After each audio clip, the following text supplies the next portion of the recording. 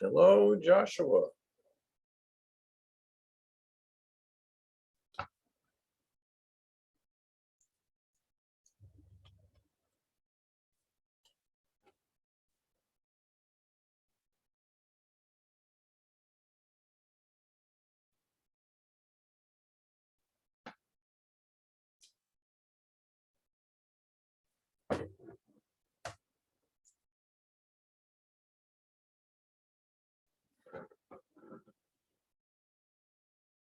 There he is. Now he's here. Hey, sorry, my phone glitched out. That was so strange. There's a bug on my phone. So as you may or may not know, Sam is in Hawaii today, where it is currently 6 a.m. Okay, I figured as much. I was like, if he's in Hawaii, then the time zone, yeah, that's early. Did he get up to get you on, or? Yeah, it's only 2 hours difference. So he actually woke up around 5 a.m. And said he would go ahead and start the meeting and make me the host, and I could just leave it running until the normal time. So. All right. Well, that was nice of him to get up that early. It's Oh, he was on his cell phone in bed, so he didn't really get up, but he woke up. I mean, he had woken up early yesterday to fly, so he was still on a kind of an early wake up schedule, and he went to bed early last night. Got it. He's with his parents, who, as you would imagine, pretty old, so they don't stay up late. Yeah, but I'm sure 6 a.m. is still early in Hawaii. I think the sun's barely coming up. Probably so. They're on standard time, and they're close to the equator, so they stay on standard time year round there. Oh, interesting. Hawaii doesn't switch over, huh? So Kayla was thinking that he was 3 hours behind. He's only 2 hours behind. Oh, is it really 3 hours from the West Coast? In the summertime. In the summer. Okay. Wintertime, when we go on standard time and they go already on standard time, then it's only 2 hours. Now I realize why I lost touch with my Hawaii friends. I've always messed up the time zone half the year.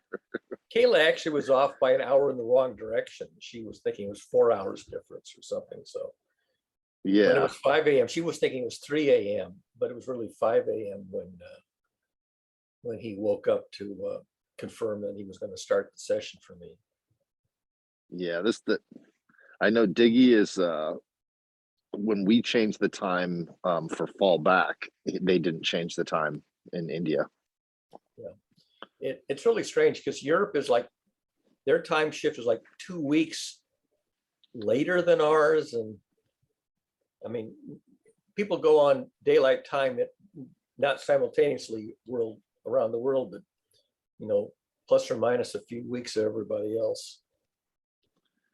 Yeah, they got to fix that. That's just not going to work for a global community. I mean, if we're going to move in that direction, which I think it's happening quite rapidly. It's hard enough just within the country, because some of the states, also don't do daylight time. I saw, in Arizona. Where is it? In New Mexico somewhere? Yeah, I'm trying to think now. I used to be Indiana. I think Arizona or New Mexico. I think it's Arizona. But yeah, there are sectors that stay. Actually, I have a map up here. Let's see. Yeah, most of Arizona, except the Four Corners region, doesn't do daylight time. Looks like the rest of the continental U.S. does do daylight time now.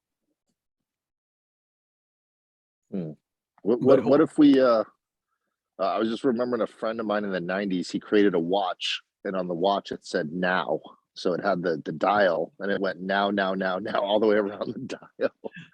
Well, that's for relativity, because there is no such thing as absolute time in the cosmos. So, I mean, it's really interesting. When they originally defined the two units, which are completely artificial in terms of the standard, are the meter and the second. They're not based on any natural law. There's no basic um, reason. So so they define the meter as the distance from the North Pole to the equator. They define as 10,000 kilometers. So the meter is 1 part in 10,000 of the quarter circle from the pole to the equator.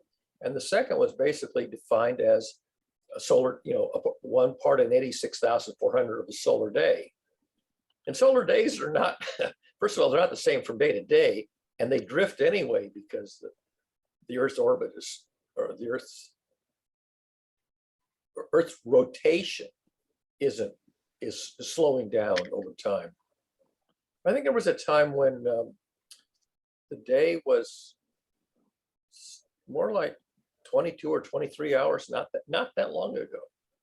Really? Yeah, but then here's the interesting thing that happened. When they developed atomic clocks, mainly the cesium clock, they redefined the second as a certain huge number of ticks or cycles of the cesium atom of a certain cycle. So they end up defining the second. And then because the speed of light is known to be a universal constant, they defined the speed of light. Basically, they defined the meter by defining the speed of light. And then, so now the meter is a certain ratio of the second and the speed of light.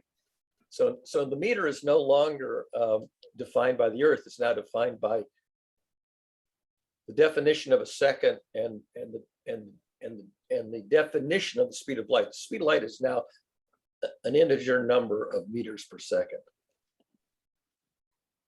but not 300,000. It's like 299 in the just. They said, why did they make it 300,000? It would have been convenient. Well, no, because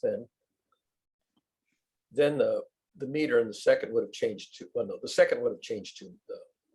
The meter would have changed too much. The distance, so they're basing the distance of a meter off of the formula for the speed of light? Right.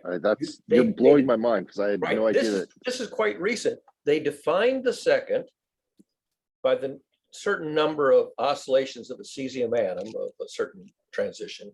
They define the speed of light to be a specific constant. And by that, then you get the meter as a ratio. So the meter becomes a derived standard. I'm going back in my brain trying to remember reading something about this, and I remember having a long discussion with Glenn Gasland about the speed of light. And yeah, it throws you off a little bit and then the experiments they've done with the speed of light, I remember Veritasium was trying to do that, and it's close. I mean, how accurate do we have?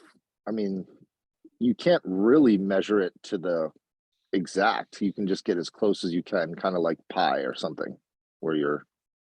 Yeah, actually, there's a very nice video. I don't know if you recall the science presenter, Dr. Becky Smethurst.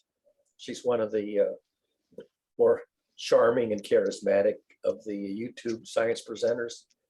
She's got a pair of back-to-back videos on defining the meter, the second, the speed of light. Basically, it's the basic impetus is how do we know the speed of that the speed of light is finite and what it is, and that it's a constant. And in the process, she ends up running through the history of defining the meter, defining the second, measuring the speed of light, and we don't measure it anymore. We now define it, and that ends up determining what a meter is. But this whole series. She goes to this whole history, and it goes back to an astronomer named Ole Romer. And Ole Romer was studying the moons of Jupiter. And, if you look at the moons of Jupiter, they have periods of just not very many days. And so you wait for an occultation where the moon goes behind Jupiter and then reappears, and you can work out the period. And he notices that as we went from month to month to month and was doing this you know, on a 6-month cycle, the timings were getting longer and longer and longer, and then getting shorter, shorter, shorter, because the Earth was moving around the sun. And so you had the diameter of the Earth's orbit varying for the distance for time to get from the moon, you know, from Jupiter to us. And he estimated that from the minimum to the maximum, there was 22 minutes. He was off a little bit. It's closer to 17 minutes. So when Jupiter is opposite the sun from us, the light from Jupiter takes an extra 17 minutes to traverse the diameter of the Earth's orbit. So when we try to time the motion of the moons around Jupiter, when we're close to it, you know, we get a certain, you know, clock time when we see it happening. And 6 months later, it's like, wait, it's, you know, it's arriving 17 minutes late. Oh, now it's arriving. So he worked out, based on his estimate of the diameter of the Earth's orbit, and the difference between the maximum and the minimum delay in observing these things. He worked out the speed of light to within about, I think he underestimated by about 25%. And the reason is because he had the diameter of the Earth's orbit off a little bit, and he had the difference between the longest and shortest arrival time of the light off by, I think, 5 minutes. And so those two errors compounded to give him a slightly incorrect, but a remarkably accurate. He instead of 300,000 kilometers per second, I think he had it 225,000 kilometers per second, you know, roughly. And that was, I think, in the 1600s. And, So and what was he using to measure it? He was just using a telescope.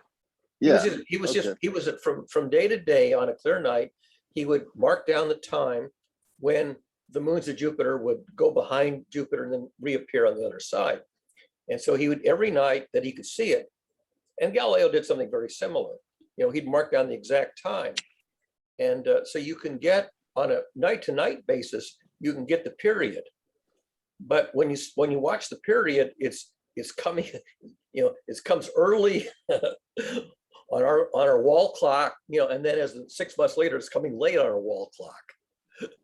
You know, so he saw this sinusoidal, you know, annual sinusoidal oscillation. He figured that's due to the speed of light having to traverse the extra distance from Jupiter to the Earth as the Earth goes around the sun.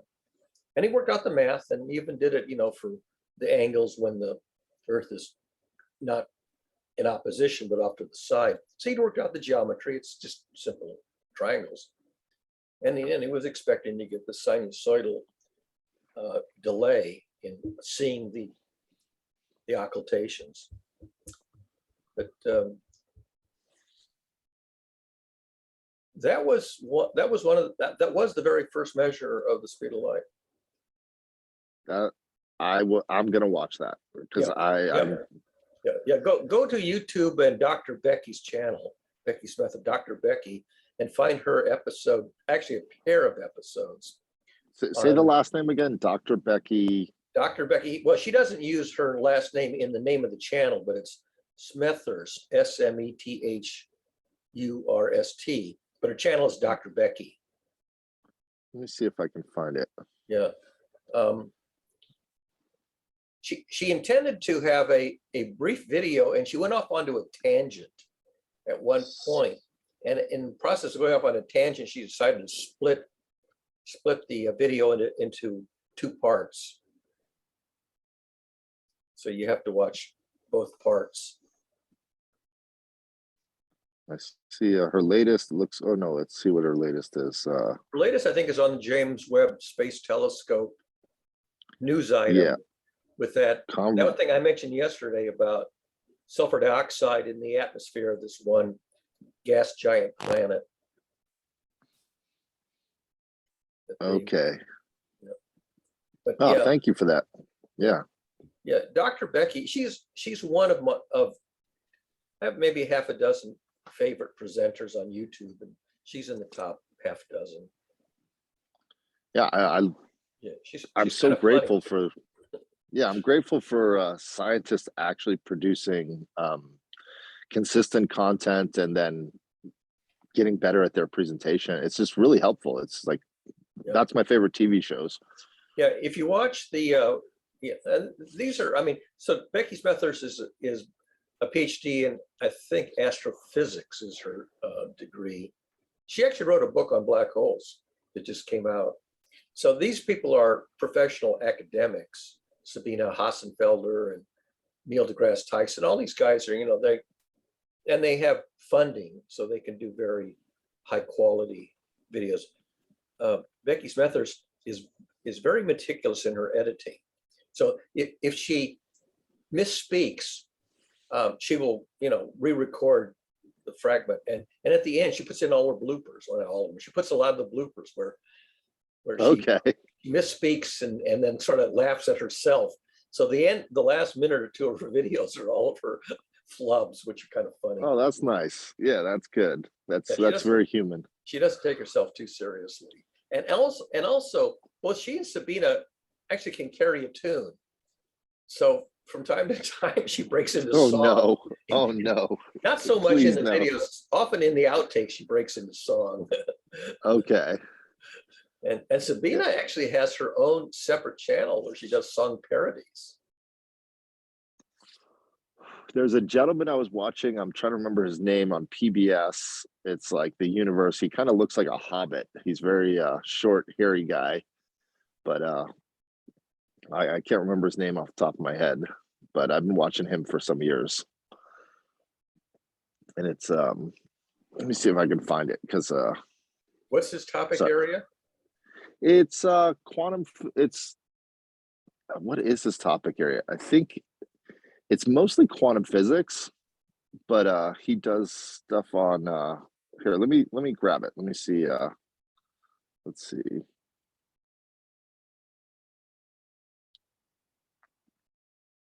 Let's see if I can find it.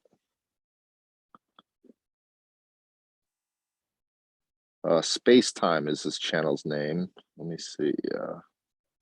Dr. Matt O'Dowd. Yeah, that's a PBS Space Time. Yeah, Matt O'Dowd Yeah. they've had more than one presenter, but he's the longest running presenter. Matt O'Dowd on PBS Space Time. Yeah, I've been watching. That's the one I usually watch. I think he's Australian, if I'm not mistaken. Yeah, or something like that. He's interesting. I mean, I don't know. He's definitely a character, and Yeah. he really tries hard. Yeah. So Space Time, and of course Hank Green I like, and Hassenfelder and Dr. Becky. There's a few others. Some have some sort of had a short run. They appeared for a couple of years and then went off radar again. There's a Russian guy that says, "Hello, fabulous people." I don't know. He's using the Universal Sandbox, that app I was telling you about, to do a lot of visuals in the background. So he's got a green screen, and just a really nice guy. Yeah. So I would say there's easily half a dozen to a dozen of the top rated YouTube channels that are worth regular attendance. And there's also my favorite one on logic puzzles, the Cracking the Cryptic channel, which does 2 videos a day. Is that on YouTube? Yeah, it's they do mainly Sudoku style, either actual Sudoku or Sudoku related variants, and sometimes they do cryptic crosswords and other occasionally oddball ones. So there's 2 guys. They both live in the London area, the UK. Simon Anthony and Mark Goodliff, and they've been doing puzzle activities for 20 years.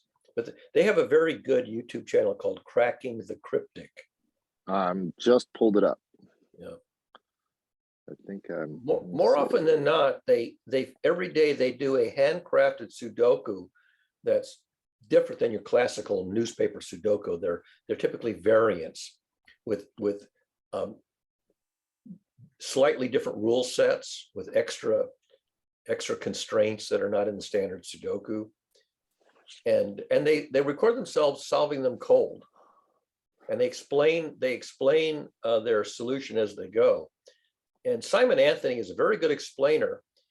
He's not fast. He will take his time to explain stuff. But when he gets stuck, he'll just keep on chugging along, trying to get unstuck. And his daily videos come out at 3:30 in the afternoon, my time, which would be 12:30 in the afternoon, your time. And his partners, Mark Goodliff's, his come out at 6 p.m., which would be 3 p.m. your time. And occasionally they do a live stream and other oddball things. Got it. Yeah, I think you showed me that because I was subscribed to Cracking the Cryptic. So Yeah. I must have, Yeah. but yeah, puzzles are not my game. Yeah. Well, there's a small group of aficionados that subscribe to the channel and to their Patreon. And you can actually do every puzzle that he does online. You can actually go to the web page directly and solve it interactively before you watch the video or after. But of course, it makes more sense to attempt it before you've seen him solve it. Yeah. And also they sell puzzle books and other behind the paywall special access to special puzzles. But I just watch them solve the puzzle. I sometimes will attempt to solve them. They will tell you roughly how hard they are. And mostly the ones they record are the super hard ones, which is sort of unrealistic for me. But once a week or so, they do a collection of them that are relatively straightforward, that pretty much anybody should be able to solve in half an hour or less. Okay. And they try to solve them. They try to solve them in less than 10 minutes. So it's sort of just keeping the brain sharp. And are they solving it with mathematics, or are they solving it just by figuring out the logic? That's a really interesting question, because they're not, for the most part, they're not referring to any formal methods of mathematics. So the logic is in some sense ad hoc, but my feeling is that they are actually implementing formal methods, but not in a perfectly systematic way. So that if you knew the corresponding formal mathematics, for example, there's a branch of math called combinatory logic. Mm-hmm. And combinatory logic would be the branch of mathematics that you would employ if you wanted to solve a Sudoku kind of puzzle, using formal math. And so they're very closely implementing combinatory logic without actually mentioning it or mentioning the elements of it or the nomenclature of it. And I have a couple of times in my own comments to their videos saying, you really ought to mention how closely you are adhering to the formalism of combinatory logic as opposed to the sort of the ad hoc applications of the same kind of thinking, but without any formalism. The same is true of algebra. Some of the logic they do is essentially algebra, and they kind of mention that you can do this with formal algebra, but they're doing it more visually, because you can do algebra visually as opposed to symbolic. I was about to look it up, but what is the definition of combinatory logic, and what separates that from algebra? Well, it's like calculus and algebra, and I've never got that far. Yeah, Barry. I literally. Yeah. So there are branches like Boolean algebra. So there's branches of mathematics which are kind of standalone. You need algebra to do calculus because you employ a lot of algebraic techniques when you do calculus. But you can learn algebra. You do learn algebra before you learn calculus. Boolean algebra or set theory you can do kind of standalone. And so combinatory logic is a branch of math which is fairly modern and generally not even mentioned, let alone taught, except maybe if you're a math major in college.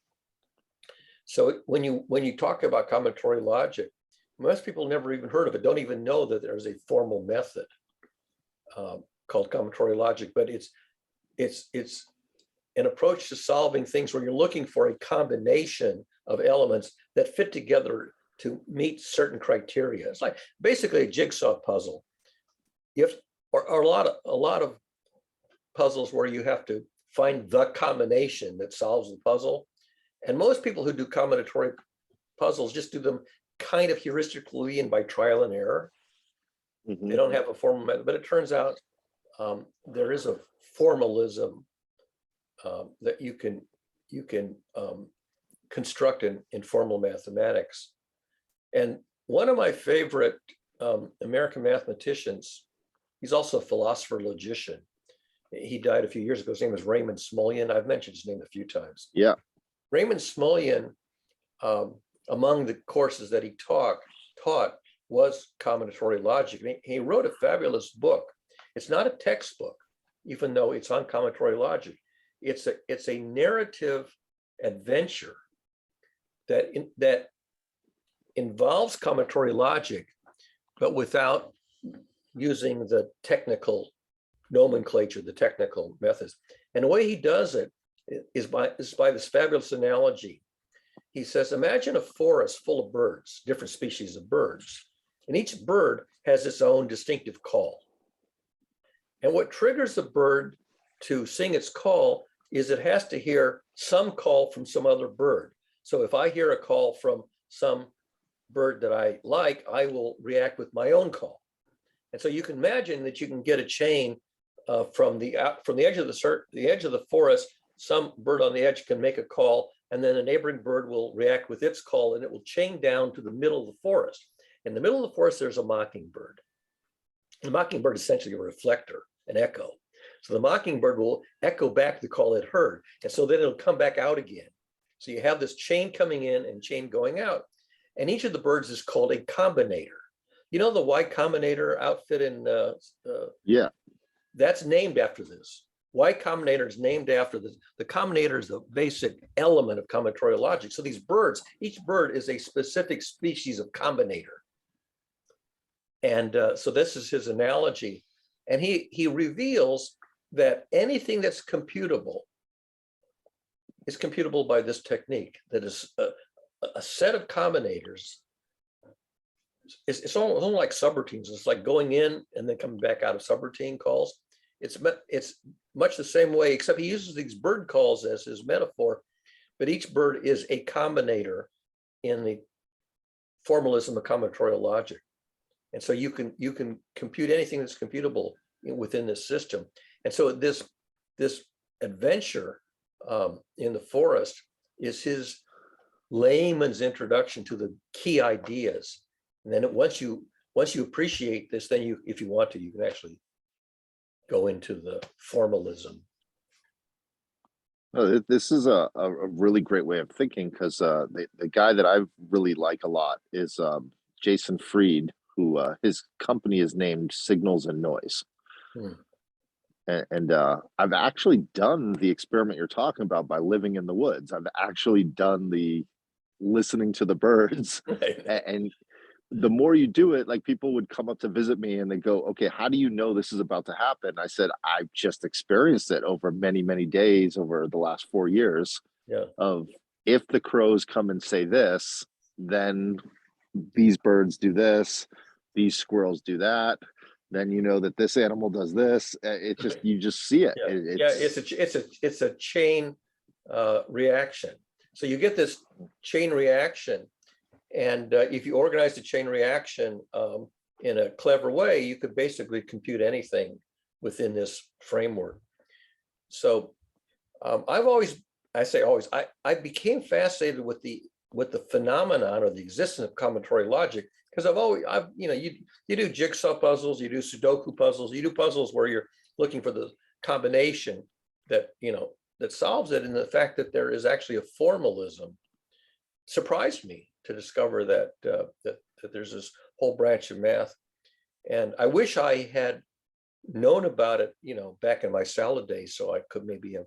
But as far as I know, almost no universities even offer a course in combinatorial logic in the math department, because it's such an obscure branch of math. So this is where I start not getting conspiracy theory, but just keep asking myself. There was a TED talk by Roy Deb. I think I've mentioned this before, Yeah. called "The Birth of the Word." Yeah, I know him from Media Lab. Okay, yeah, you're telling me you know him. So what was fascinating is he's just doing this experiment with his child to try to understand how language is made and how a child develops. But his team, and they show it in the video, and I've never seen anything like this before or after. um, they decided to take all of the social media tweets and lay them on top of this Y Combinator type of logic Right. to all of the television shows on network television. Yep. You can see And the then they evolution. mapped it. Yeah, they mapped it. Yeah, you And see they the show the evolution. You mapping. see the evolution of memes and language and terms of art and things like that. Yeah.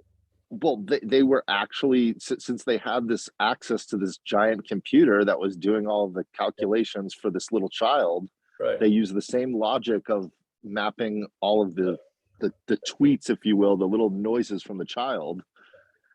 But it just showed that you could actually completely manipulate the entire population of the United States with one of the examples they used was an Obama State of the Union address.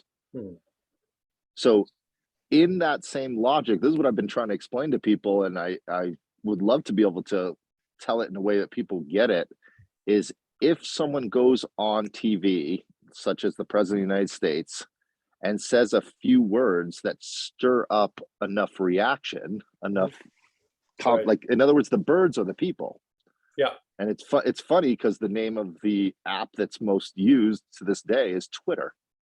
Yeah. Yeah. Yeah. So Yeah, that's probably a poetic metaphor that's an accident, but maybe the mathematicians sort of realized that that's a good metaphor. It's a good analogy, and they adopted the same concepts for the well, formula. if you did the genesis of that, what came first was Twitter, there first before Y Combinator, because the gentleman that started Twitter got ousted from his company and Jack Dorsey took over. So what makes me wonder is, did they create a methodology to control, and then it spread throughout the world? It's not just in America. It's quite possible that the founders of Twitter, at least one of them, had enough math to be familiar with combinatorial logic, and so surely the Y Combinator people, because they were borrowing the actual name from from that branch of math. So, and actually, Y Combinator is like, what idea is worth funding because it's going to actually have a long chain that leads to commercial success as opposed to fizzle out.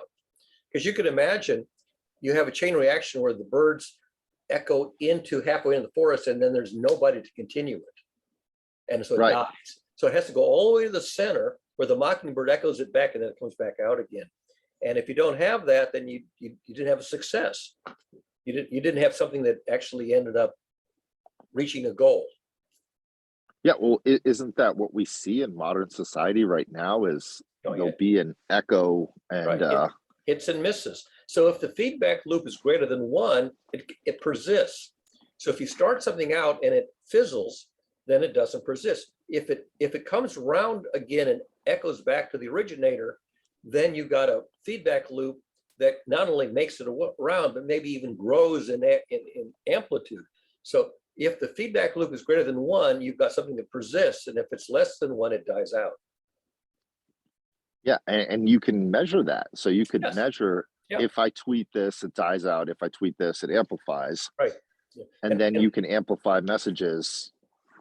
And the feedback loop is what I see. The feedback loop is between the person that did the tweet and then the media outlet that picked it up on the AP wire. That's why we name things. That's why we name ideas and name books. And when I write and hashtags, when I write a blog post, I will sometimes invent a unique label. It's not a hashtag, but it's the same idea, to give it a name that's not already in use. And so partly that means that if I can remember the name I gave it, I can find it. Because if you say, find me Mr. Smith, there's too many of them. You you find the Elmer Fudd, it's such an unusual name. There's only one match. So I will give something a name so that I can find it again if it's a sufficiently unique name.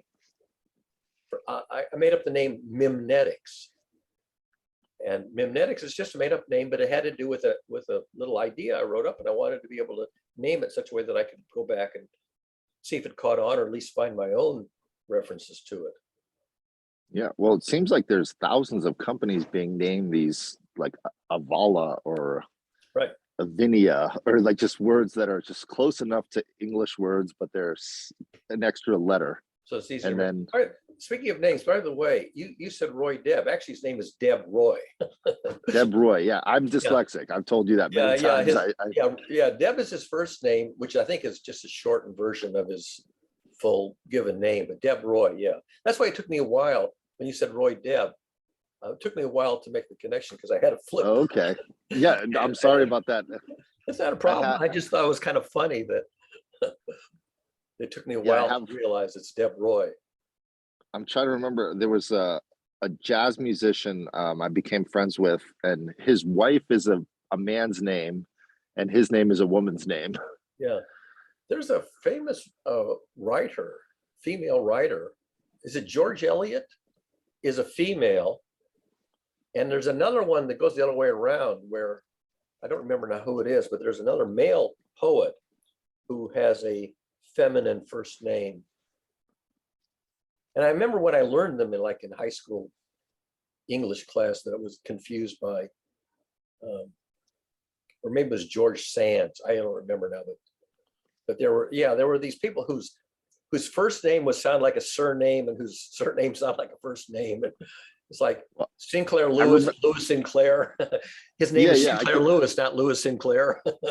I can see his face, so I wouldn't think his first name would be Deb. That's why it looked like he's like an Indian gentleman. Yeah, I think he's Indian. Yeah, and so Deb is almost surely short for a very long English Indian given name.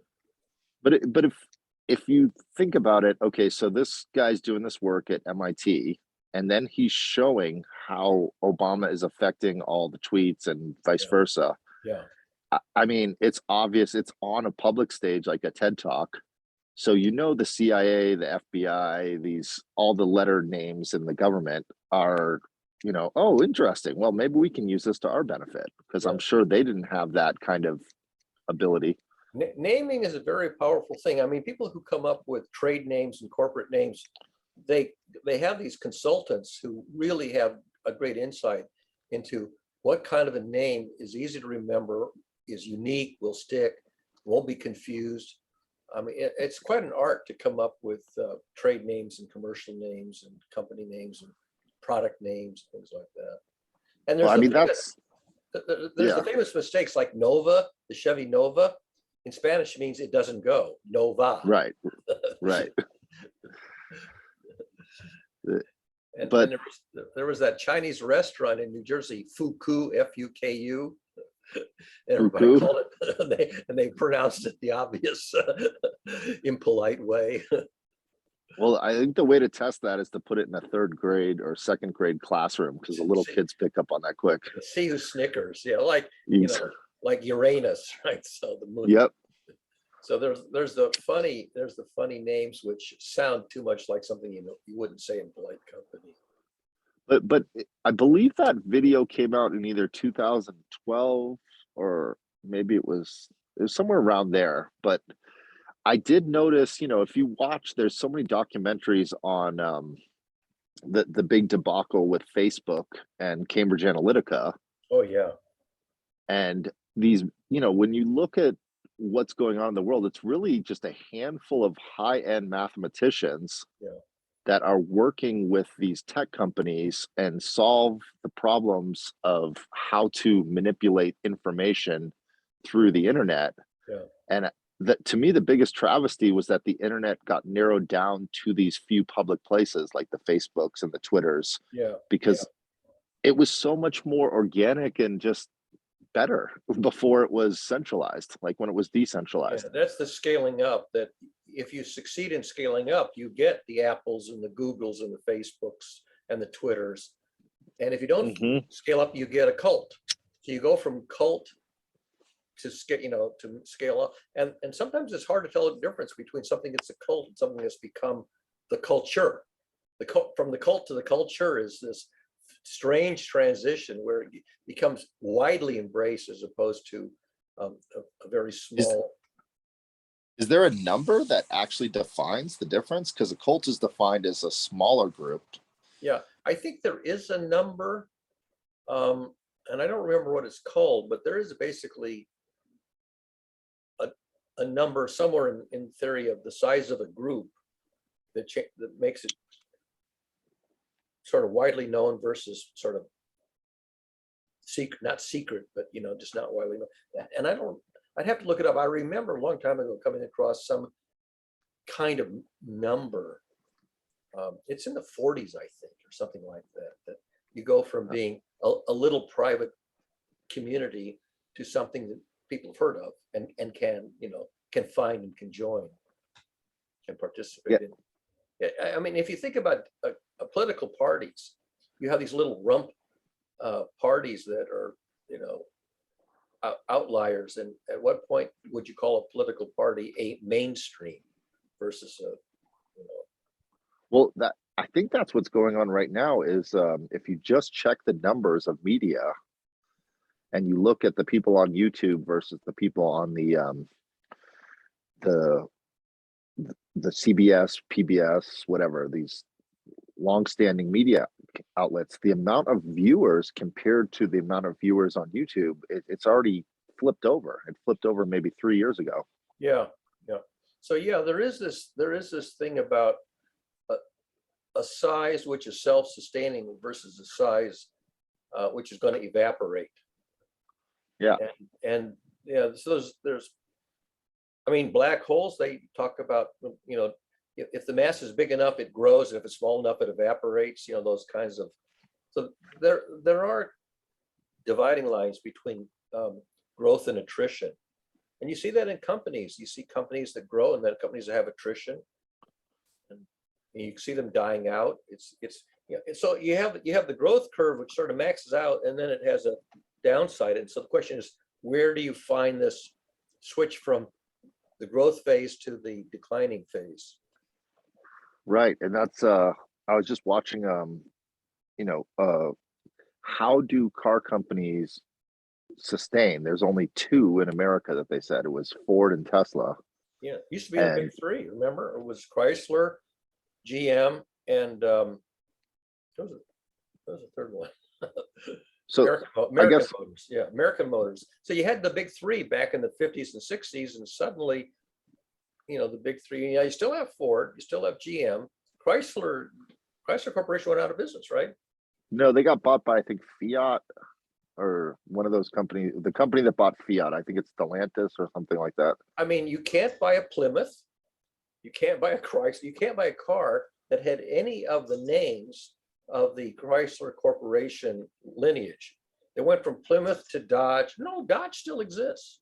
Dodge trucks still exist. Well, here's where it gets interesting. If you get into business, this is what blew my mind when I got into large corporations in New York City.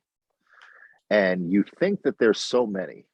So I'm working in cosmetics. That's the branch I got into. So there were 23 brands that are really popular.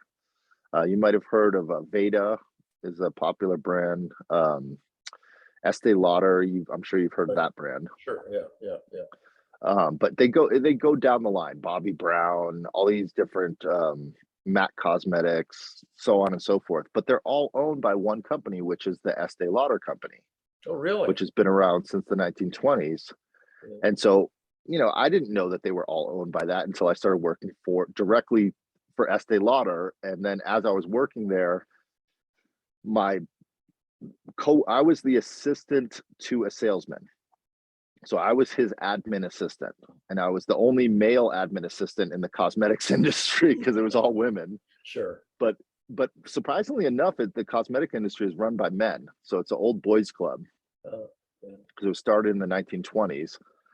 Yeah. And when I had to go to the main office of Estee Lauder, he said, you have to have a suit. You can't even enter the building without a suit. So I had to go to the store and buy my first suit. I'd never owned a suit. That's funny. Yeah.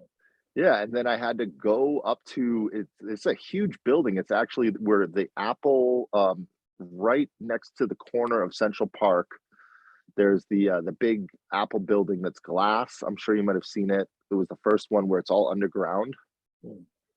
And the building behind it is this white tower, like ivory looking tower, and that's the Estee Lauder building. You're kidding, yeah. I And suppose that the chemists who were working on fabricating the scents were probably mostly men, because you had to be into organic chemistry to be able to. Yeah, so all of the people, it was a great, like, I love that industry because I'm working with all these chemists and people that have, really great understanding of material science. And the company I worked for was called Mead, and it was Mead, the paper company. It started out as a paper company, and then they got into packaging, but then they bought another company out of right outside of Chicago, which was called AGI, like American Graphics Incorporated. And they owned, whenever you got a CD, like a CD-ROM, and you pushed on that little piece of plastic so the CD comes out, Yeah. they own the patent for that. So every CD that was ever made from the time that CDs were created in the 80s, they own the patent of pushing that little piece of plastic to have it come out. This So oh, this still has the wrapper on it. Yeah, I know what you mean though. And then you push it in the middle of the hole and it yeah, pops out of the case. Yeah. yeah. So they made millions of dollars off of that patent because nobody could. Yeah. So being in the packaging industry, it's for every industry, from food to cosmetics to basically anything that has a package on it. Yeah, there it is. This little button here. That little, yeah, you Yeah. push that. Look on the plastic. It might say patent number. No, well, this one doesn't, but Okay. also doesn't quite actually work as advertised either on that particular one. By the way, Well, that, you may have heard of International Flavors and Fragrances, IFF. yeah. Yeah, they were in New Jersey, not far from where I work at Bell Labs. And we actually had a guy, one of the chemists from IFF, come and give a talk at Bell Labs and explain, the fundamentally 20 or so different aromatic components that you mix to make all the flavors. And he mentioned the fact that there's one of them that only about half the population can detect, that he passed around a vial of it. And he says, pass it on. And then at the end, he said, raise your hand if you could smell it. And I think it was one that it smelled like urine, I think. I can't remember now. But half the people could smell it. And he says, that's the one that it's genetic, whether you have the receptor for that particular one or not. I remember it was a kind of an unpleasant odor. Yeah. Well, so the interesting thing about that whole industry is all of the brands, all of the packaging, all of the designs are made in Manhattan. The chemists are all in Jersey. The big vats of all of the cosmetics are just a giant vat, and you just sprinkle in your smell. Yeah, you have these 20 basic components, and it's like a chord. You can mix 2, 3, 4 combinations in different concentrations, and you get it's like a chord of music. Just how many do you want to mix, and in what concentrations to make a unique scent. And if you think about it, there are 20 amino acids. There's about 20 letters in a typical alphabet. And so this 20-ish number is sort of like the number of basic symbols that you can make a huge number of different combinations, like words, and proteins and so on from the amino acids. It's just, it mathematically works out that an alphabet of about 20 is about right. Yeah, and the coding system we use to keep track of all of our files for all of these companies was the same coding system that was on top of all the taxi cabs in New York. So it was like 2 letters and 4 numbers. Okay, yeah, interesting. So it was just a simple coding system, but then the first, because it's 27 letters in the alphabet, is that right? 26 in our alphabet. Okay. I'm thinking Spanish. No, Spanish is 29. Anyway, so 26 times 2, and then you have 10 numbers to the 4th over. So Yeah, that combination is quite a bit. yeah, 26 squared times 10,000. Yeah. So I wonder if I did the math on that, I wonder where it would end. I don't know. It Well, starts to loop. it's a little bit like phone numbers. You know, when they used to have 2 letters and 4 or 5 digits in phone numbers. And the problem was that was great for the first, 20, 30, 40 years of telephony. But then when you got up to practically everybody having their own phone number, you didn't have enough combinations, especially if the 2 letters wanted to be a word so that you could say the word instead of the 2 letters. Yeah. So, your AT was Atlantic or Atwater, and MH was Murray Hill, GL was Glendale, and WA was Walnut. So you had these, people loved these telephone exchange names, but there weren't enough of them. Yep. And the other thing was fun is to take the actual exchange name and make up a cutesy word that sort of like too little bit edgy. You wouldn't actually use that one. Yeah, I used to have fun with that, making up letters and names when I used to get phone numbers. Making up fake words for the first part of your phone number that were not the official ones because they were weird. Yeah, I think Google had fun with that when they put out their Google Voice numbers. You could type in a word and then it would look for all the available, just like an IP address or something. Oh, right. So you could map it from the letters on the keypad to the number. Yeah, just for business purposes to get a rememberable number. Yeah. But yeah, I found it really interesting that when I started working at that company, everything was just in giant, spreadsheets, and their computer system sucked. They had we had 2 floors on a giant building. We used to own the entire building. The company, it was a black building, just where was it? Anyway, it was one of the big buildings in Manhattan that you see in downtown. I think we had 60 floors. Yeah. And yeah, I was on the 47th floor. But was fascinating is that company was so old school, and they were based down in Virginia, and they never touched the 48th floor. Was still, all the furniture was the way it was in the 70s, and it was empty. There was nobody in there was literally 2 people, the CEO and their secretary, on the top floor. So when you go up there, it was like something out of a James Bond movie. You'd go in the elevator and go up, and there was actually, I found out, a staircase that went down to the floor that we were on. But it's really creepy working in Manhattan. Before I got that job, I worked at Citigroup, and Citigroup has buildings, not just one building, but they have multiple buildings in downtown Manhattan. And then they own a giant building in Long Island City, the largest, if you looked over the river to Jersey, it was the largest building in Jersey. But it's just creepy. Like, New York is a creepy place where these old money people just have more money than God. Yeah, Citibank had the sloping roof. The top of the building was sloping. Yeah. Citibank had the building that I was in a different office around the corner from the main building. But the building that they built, it was an architect that kind of fucked up the building. He was trying to make it really cool, but he made it in a way that if you took out one column, the whole building would fall down. And he also messed up on the wind on the building, so that a lot of windows were falling out of it. Yeah, vibration. Well, that happened to the building in Boston too. Which building? That Beaver one, the Beaver looking building. The Hancock Tower, I think it was. Oh, yes. Yeah, the Hancock had the same issue. It was all glass, and the panes were coming out with the flexing at the wind. Yeah. Well, so what this meant to me, Barry, is I get to Manhattan, I'm living there. Now I'm working in corporate world. I have to get off the subway. The subway is located underneath that giant building. But this is 2004. So it's post 9/11.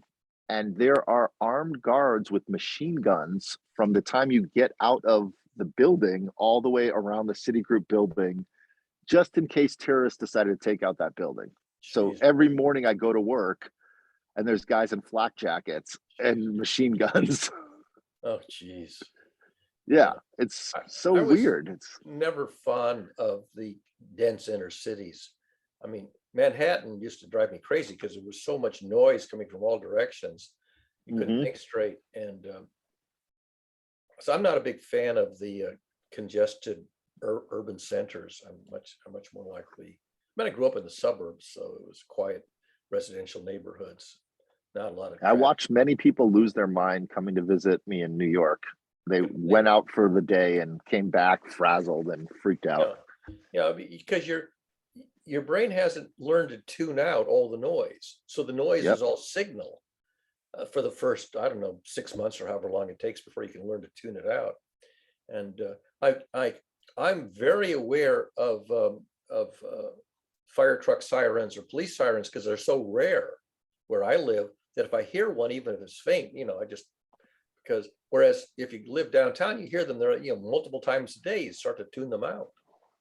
Hmm. And they're very disruptive if you're not, if you haven't got a filter to tune them out. Yeah, well, I used to come to visit, and I said I'll never live here because I never stayed long enough to tune them out. Yeah. And that's the problem is it's very just, I mean, you can't think straight. It's just too disruptive. This is why the libraries have to be quiet. Noises in a library, it stops your ability to read. Yeah. It disturbs your attention. Well, that's why I moved to the mountains, is because I noticed when I would go visit in California and go to this mountain property that we have, I had great thoughts. I had, great insight, great intuition would come out in those times. Yep. Yeah, I'd go for a walk in the woods or even mowing the lawn. For some strange reason, the noise of the lawnmower didn't stop me from going into intellectual reverie. I could do that while mowing the lawn, but more likely if I was walking in the woods, then I could have these quiet thoughts and come with insights that I would never have thought of otherwise. Yeah, I do believe that there is an antenna in the brain, and we're not getting the information from just inside. It's from both. It's a combination between the two. The guy who built the Gossamer Condor, the human-powered airplane, Hmm. he got the idea on a holiday trip. He was working in aerospace in Los Angeles, and he went to, I think it was either Arizona or New Mexico on a holiday. And he could see the birds, the big raptor birds flying, and that's where he got the key idea of the Gossamer Condor, because there is in aeronautic engineering a special number called the Reynolds number, which has to do with some calculations of lift and drag. And airplane engines, propeller craft turn very, very fast. So they have a very high, I think a very high Reynolds number. I forget which way it goes. And then he saw these raptors, which hardly were moving their wings at all. And he thought, all the aeronautics I know are for the Reynolds numbers of very fast moving propellers. What if you could take a very slow moving propeller with the Reynolds number way, way outside of the range that we ever consider? And he knew enough of the fundamental ideas, and the propeller on the human powered aircraft turns about this fast. And if you see wind turbines, the new wind turbines, they turn about the same. They turn, very slowly, 1 or 2 revolutions. I was just going to say I see that I live Right. near all the wind turbines. So they don't have any drag. They don't produce a lot. They don't produce any thrust either. But the point is that he had to think outside, literally the box. Same math, same idea, but so far outside the range, the speed range of propellers. And he got this from the raptors, which hardly are ever moving their wings at all, just ever so slightly. So yeah, he got that when he was away from his normal job, and in the open areas of Arizona and New Mexico, looking at the birds soaring without hardly moving a muscle. And he thought, Reynolds number, I need to think of a Reynolds number that's extremely low, like 10 or 20 or some very low Reynolds number. And but it's got to have a large wingspan, right? Yeah, that's the other thing. So for example, in a propeller, the wingspan is, probably not much bigger than your arm. Whereas the wind turbine and the Gossamer Condor have this huge, because remember, the raptors have a huge wingspan. The wingspan is great compared to the size of their body. Whereas on an airplane, the propeller is short compared to the wingspan of the wing. So the notion that you could have a very long, but very slow moving propeller versus a very small diameter but fast moving propeller. So when you build a fan, table fan in your house, it's only this wide but turns fast. But then the ceiling fan is big and turns slow. Right. And that's the trade-off that the Reynolds number takes into account. Yeah, that's I'm following this car company in San Diego that tried to make the most aerodynamic car ever existed. Yeah. It basically looks like an airplane. Yeah. Back in the 30s, there was a Chrysler Airflow, or I can't remember what it was, Airstream or Airflow. There's a trailer called the Airstream, and there was a Chrysler car that was designed like that. But people didn't like it because for one thing, it sort of had a gradually sloping rooftop, and people in the back seat wanted to have headroom. And so it wasn't very practical, but it was very aerodynamic. Yeah. Well, if you notice, all the cars have that sloping thing in the back now. Every car looks the same. Yeah, eventually they worked out the optimum so that you had enough of a wind, because you also want the windshield so you can actually look up and see, high enough to see street lights and things, because otherwise you wouldn't be able to see the street lights, and not street lights, and stoplights. So you wanted to be able to see street signs and stoplights, so the windshield had to be, this big. And if it was more like this, you couldn't. You just made me realize, if a car doesn't need a human to look out of the windshield, what would it be designed and shaped like?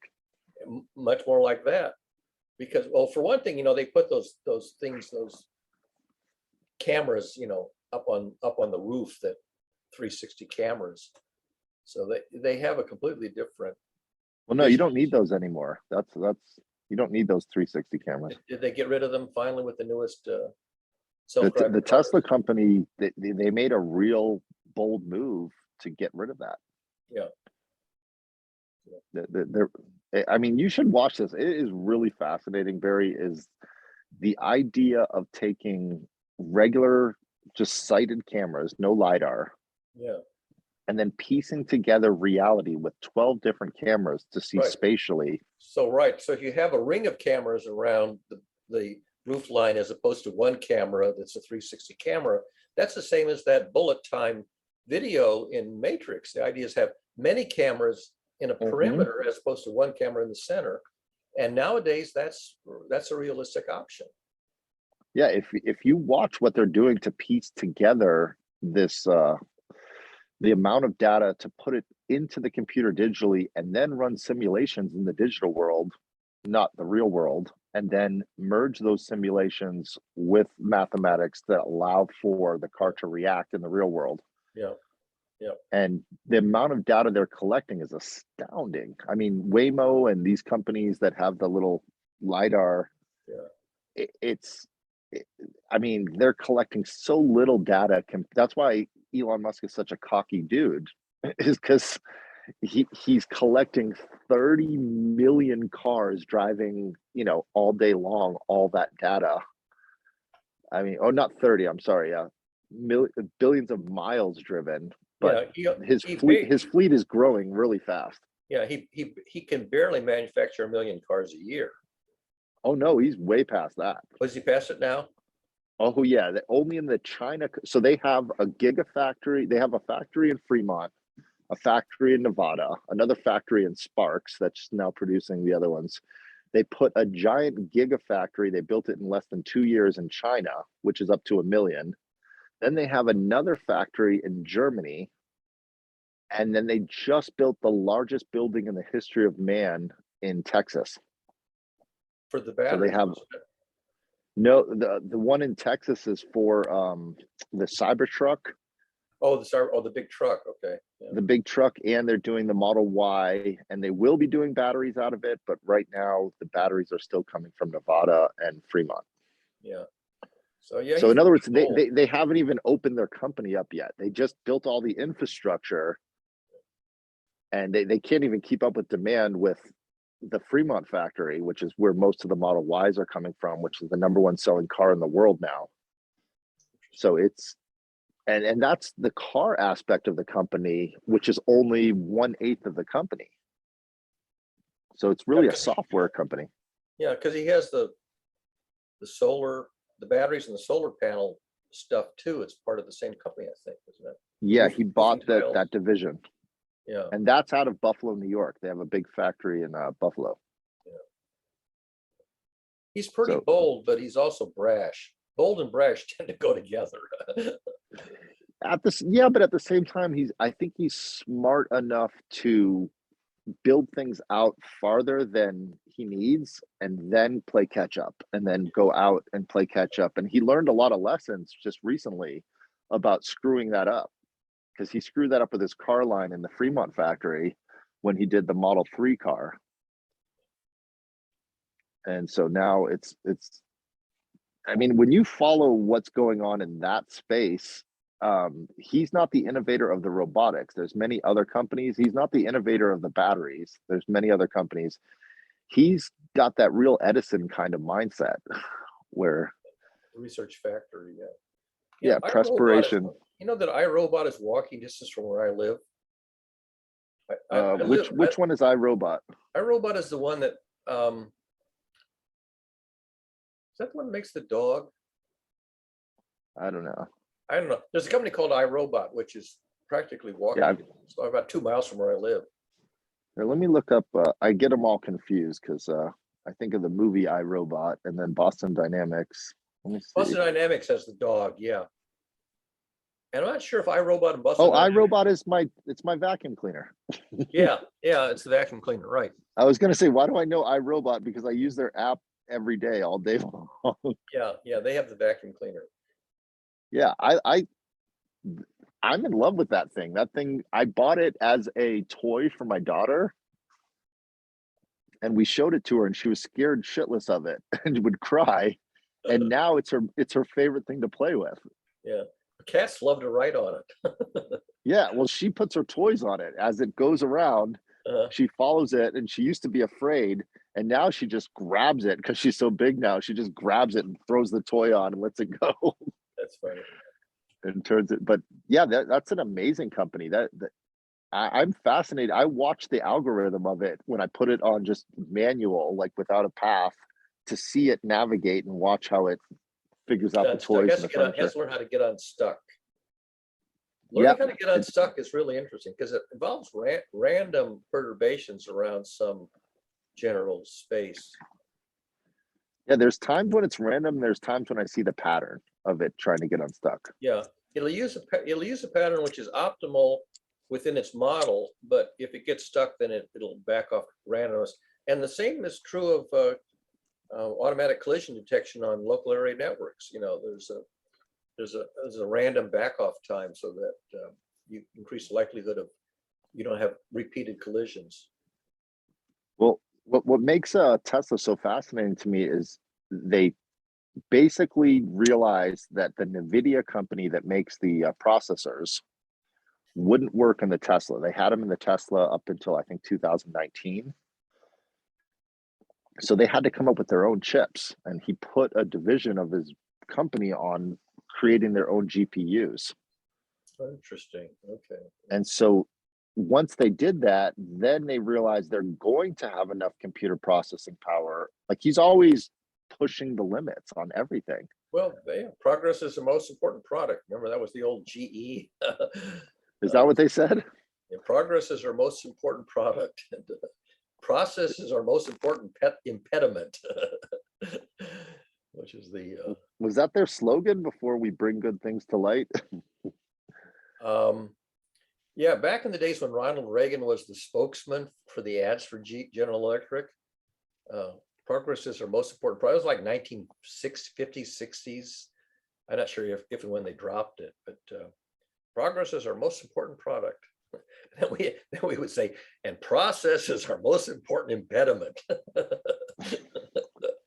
Well, what is GE doing now? Because every time I look at GE, it looks like I think they still make locomotives. Okay. I don't know to what extent they're still in the consumer product business, but they were a pioneer of televisions and consumer electronics. But I think they kind of got out of the consumer electronics when the Japanese kind of beat the pants off of the Americans. So they make locomotives, I know, and I think maybe big power equipment, sort of commercial grade power equipment.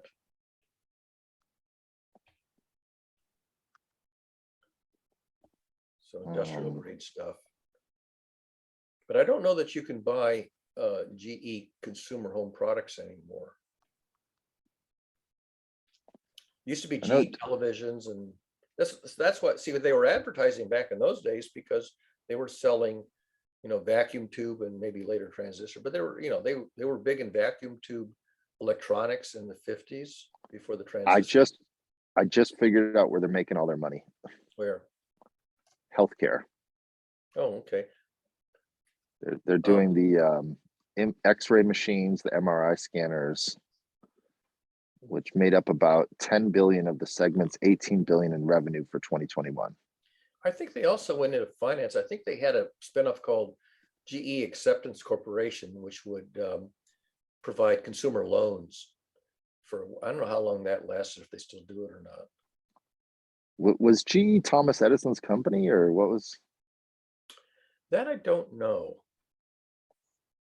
Because Edison Electric, well, that was the name of the power company in New York City, maybe still is.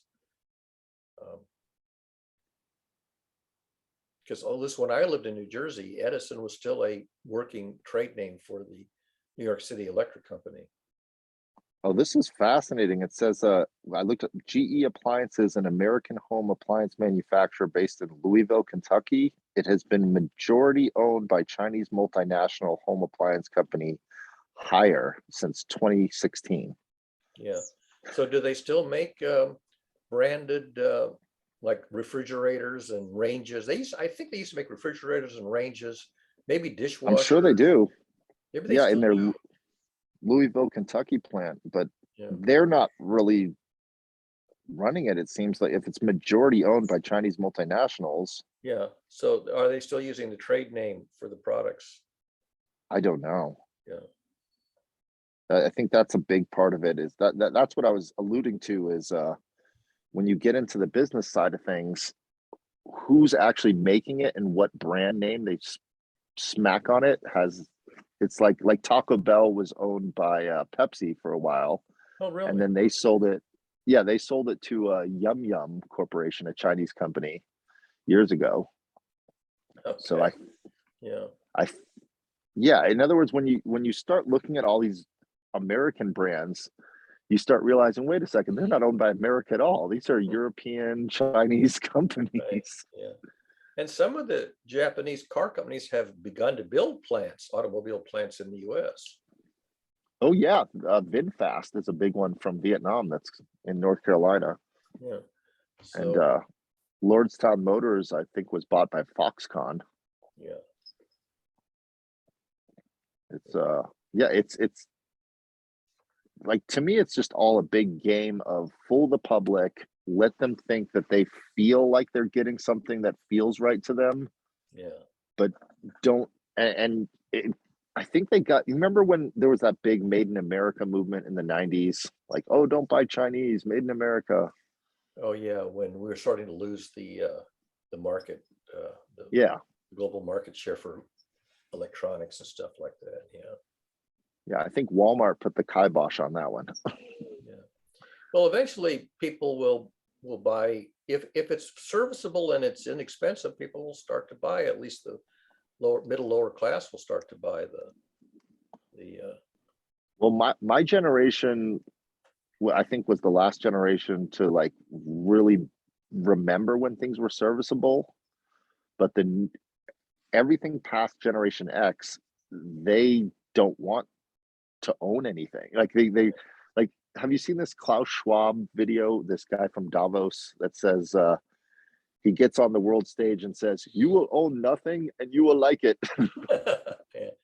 Well, I mean, back in the early days of the Bell system owned your telephone, and if your telephone broke, they would come out and replace it and then have the other one refurbished.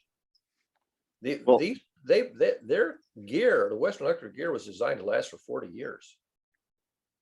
yeah, I mean, if you look at the amount, I bet if you just calculated it, the amount of debt that your average American is in from their telephone company, whether it be Verizon or AT&T, the iPhone itself is a 12, some of them, the new ones are $1,200. Yeah, that's ridiculous. Yeah. And you don't buy it outright, you pay payments on it. And just when you're about to finish the payment, you have to get the new model. It's this really amazing scam they got going on. Yeah.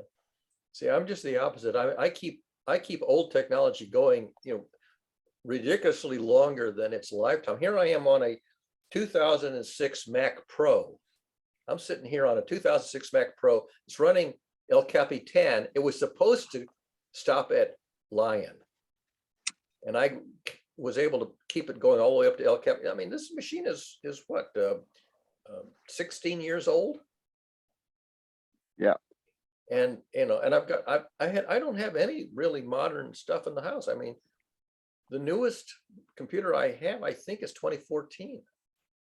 But what do you think about that, Barry? Like, you're smart enough to not fall into those traps, but if you have 40 million Americans that are living paycheck to paycheck, that can, they get $300 expense and it screws them up, and they're, going to be homeless. They can't afford to get things fixed. Now I work, I volunteer in the fix-it shop, and people come into the fix-it shop mostly with, just household items like lamps and toasters and, typical household appliances. Occasionally they'll come around with the computer gear. We don't normally do computer gear, but I will do it for them, even though we're not supposed to. But the one thing that people bring in we can't fix: hair dryers. Those hair dryer blowers, they cannot be disassembled. They're designed intentionally that if you disassemble them, you have to destroy them to disassemble them. Just because the way the plastic's sealed on them? They don't want people taking them apart, because they admit the early models you could take apart. Yeah, they had screws on them. I remember. Yeah, they had screws on them, and now they don't. And the reason why is because if you take it apart to service it and you screw up and you cause a fire, they don't want to be sued. So they make the machine, they make them such that there's no possible way to take them apart and fix them in the field. You have to throw them away. And so if the heating element or some element in them, needs to be replaced, forget it. You can't. You cannot take them apart.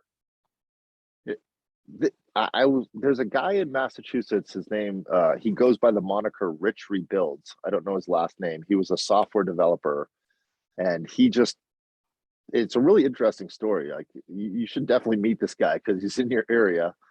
But he just found a Tesla that was damaged from a flood. Mm-hmm.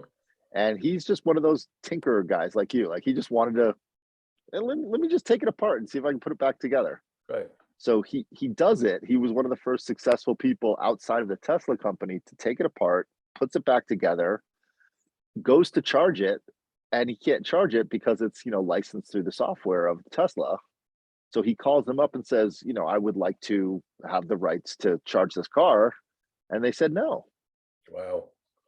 And they treated him like a dick. So he actually passed a law in Massachusetts, because they have the Right to Repair Act. Yeah. And he really changed the industry. He's still on YouTube making videos, and he's still a tinkerer. And his latest thing he did is he took a Tesla Model S and put a Corvette engine inside of it just to be a dick. That's funny. Yeah. This Android, my neighbor retired this Android and gave it to me. And when the battery in it eventually failed and sort of ballooned up, you're not supposed to be able to take these apart. But I took this apart and I put in a new battery for like $20. I think it's great. What I'm trying to say is the right to repair battle still goes on to this day with iPhones and with different things. Yeah. And I think that's really important as we're moving forward in a society, if we are going to be beholden to these large corporations or not. Yeah. Yeah. So, yeah, but for me, it's just a hobby to be able to take some obsolescent piece of hardware, piece of technology, and either, if it's software, upgrade it with Linux or something, or somehow just keep it running, for twice or three times as long as its nominal lifetime. I had a toaster that my aunt had in the 1950s, and that toaster was still working up until about 2 or 3 years ago. Like 70 years.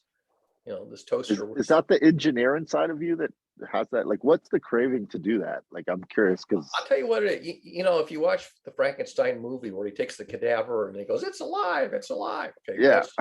well, so you take a piece of technology that's dead and you bring it back to life, you know, and so emotionally, the thrill of bringing a dead system, now it's not a human system, not a living system, it's a technology, but Right. bringing a dead technology system back to life, there's that it's alive, it's Frankenstein thrill. Now, eventually that thrill kind of wears off because how many times can you do it, you know, over 30 years of bringing, but in the fix-it shop, when people have something that is sort of sentimental to them, they've had it for, you know, 10 years or whatever, and it dies and you bring it back to life for them. Like a guy had a turntable, nice TAC turntable.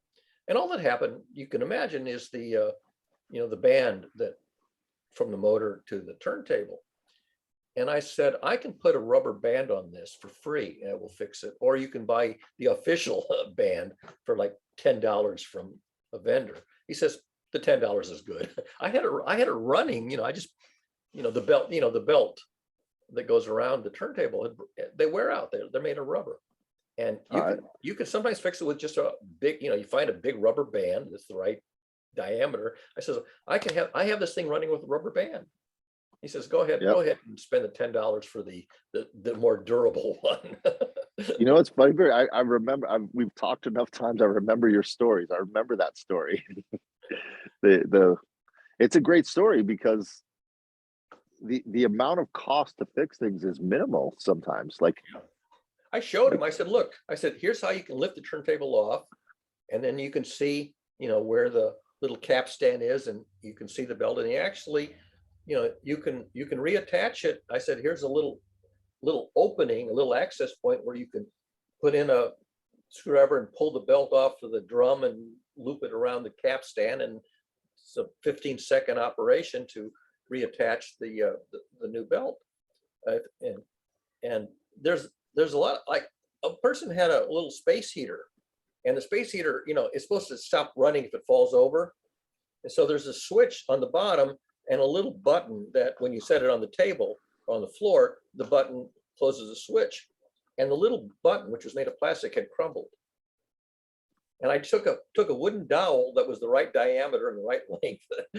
And I put the wooden dowel in there and arranged it so it wouldn't fall out. And I go, for zero cost, you're back in business. You know, you set it up right, it'll turn on again.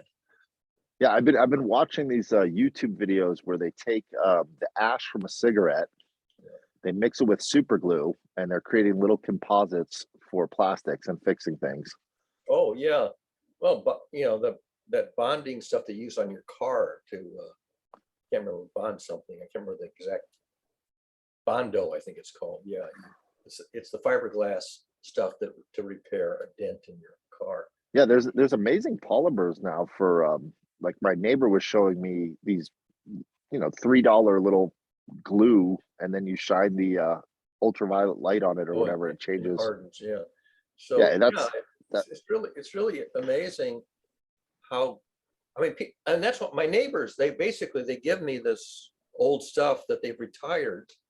And so I've got laptops that came out in the Windows 8 versions, Windows 7, Windows 8 edition.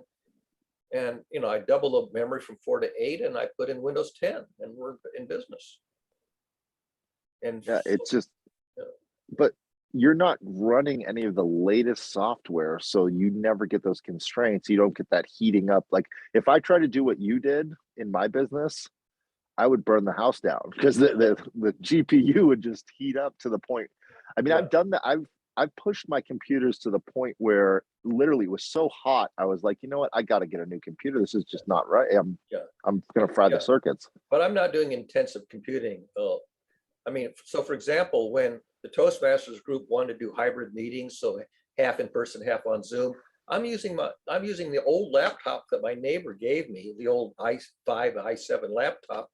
I'm using an old Canon camcorder, which has an HDMI output. So I bought a little for $7 HDMI to webcam format and an Yeah. adapter cable. And so here I have a camera on a tripod that's 10 years old that was used to record the meetings originally. Now it's generating via the HDMI output a webcam and run that into my laptop. And I've got the room camera, which is pan and zoom for everybody in the room who doesn't have a laptop in front of them.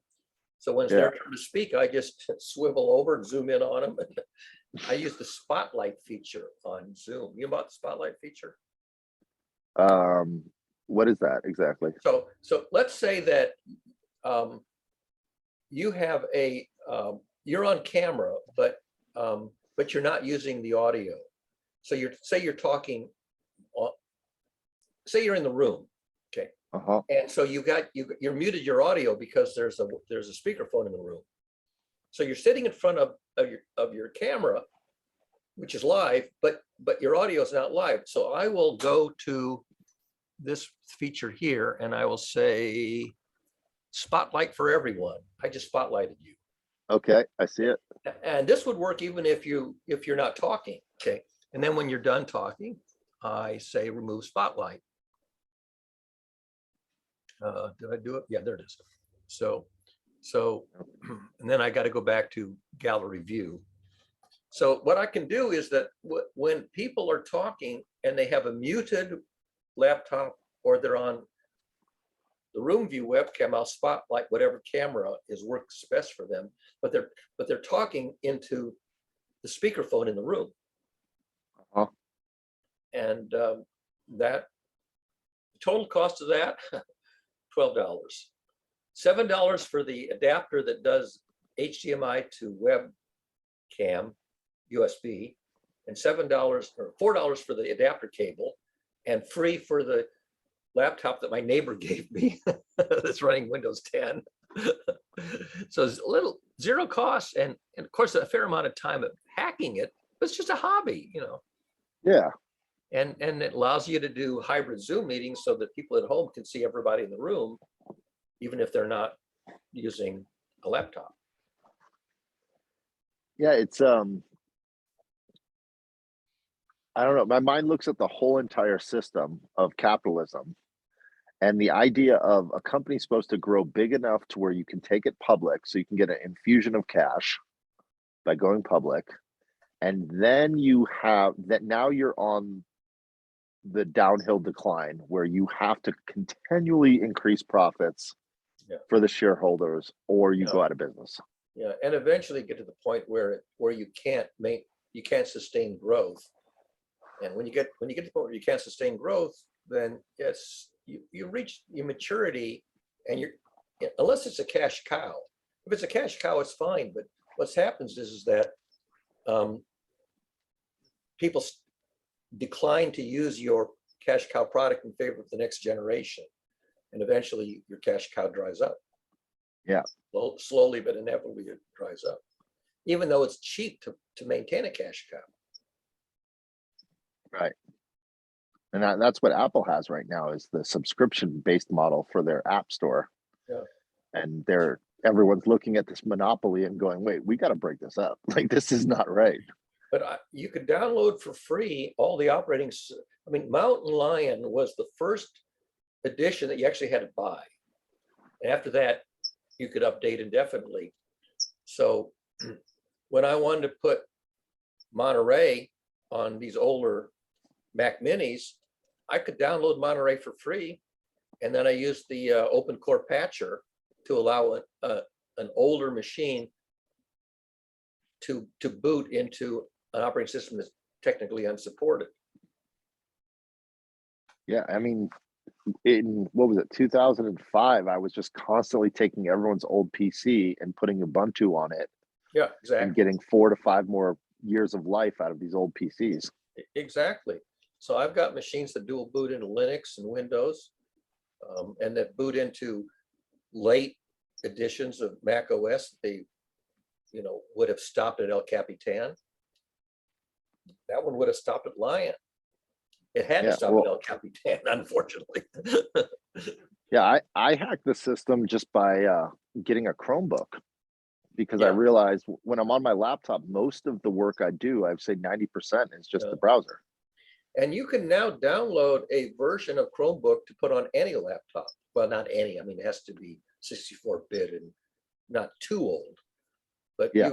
you can now get a free operating system, Chromebook operating system for any machine that's reasonably new. I Yeah, haven't you can tried do it. a lot of, yeah, you can do a lot on that. It's just they started creating SaaS systems and browser-based software that is just starts dying on those old Chromebooks. Right. I mean, you can run Zoom out of the browser. Yeah, well, mean, I upgraded my phone because I was trying to use on my old iPhone. It's called Stable Diffusion, which is the ability to process pictures with prompts, and it just wasn't working on my phone. Because it didn't have enough power. Didn't have enough power. Yeah, yeah. I tend not to be using things that are compute intensive or image processing intensive, video intensive. I mean, if I were doing that, yeah, I think I would probably need a much more powerful. There were certain games that I couldn't play because the I didn't have enough powerful enough GPU for certain video games that people wanted to play online. And a friend of mine, gave me his old retired gigabyte motherboard and his old retired GPU, but it was still good enough to run the game that he wanted to host. So it's sitting here. I hardly ever turn this machine on. It runs Windows 10, runs Linux, and it will play games where the GPU in my other machines aren't powerful enough. What do we got here? I was showing you last night. I made. I didn't know my phone could do this, but if you look at that cloud, do you see the little dot above it? Yeah. So it actually took a picture of a star at night, which I was never able to do on my phone, like a dim star. Let me see if I can. I think I put the wrong one. Let me stop. Let me share. So that was my mistake, and then where is here? Let's see this one. Okay. Do you see the cloud? If you look at the very center at the top, if you zoom in, there's the Pleiades right there. Oh yeah, yeah, I see the Pleiades, and there's a whole bunch of stars around the perimeter of the cloud. Yeah. Yeah, I had no idea that this phone could actually take a picture of the Pleiades. Like I've never, with any phone I've ever had from iPhone 1, I never could take a picture of the Pleiades. A night, 1 or 2 nights ago, I think Saturn was right next to the crescent moon just before sunset.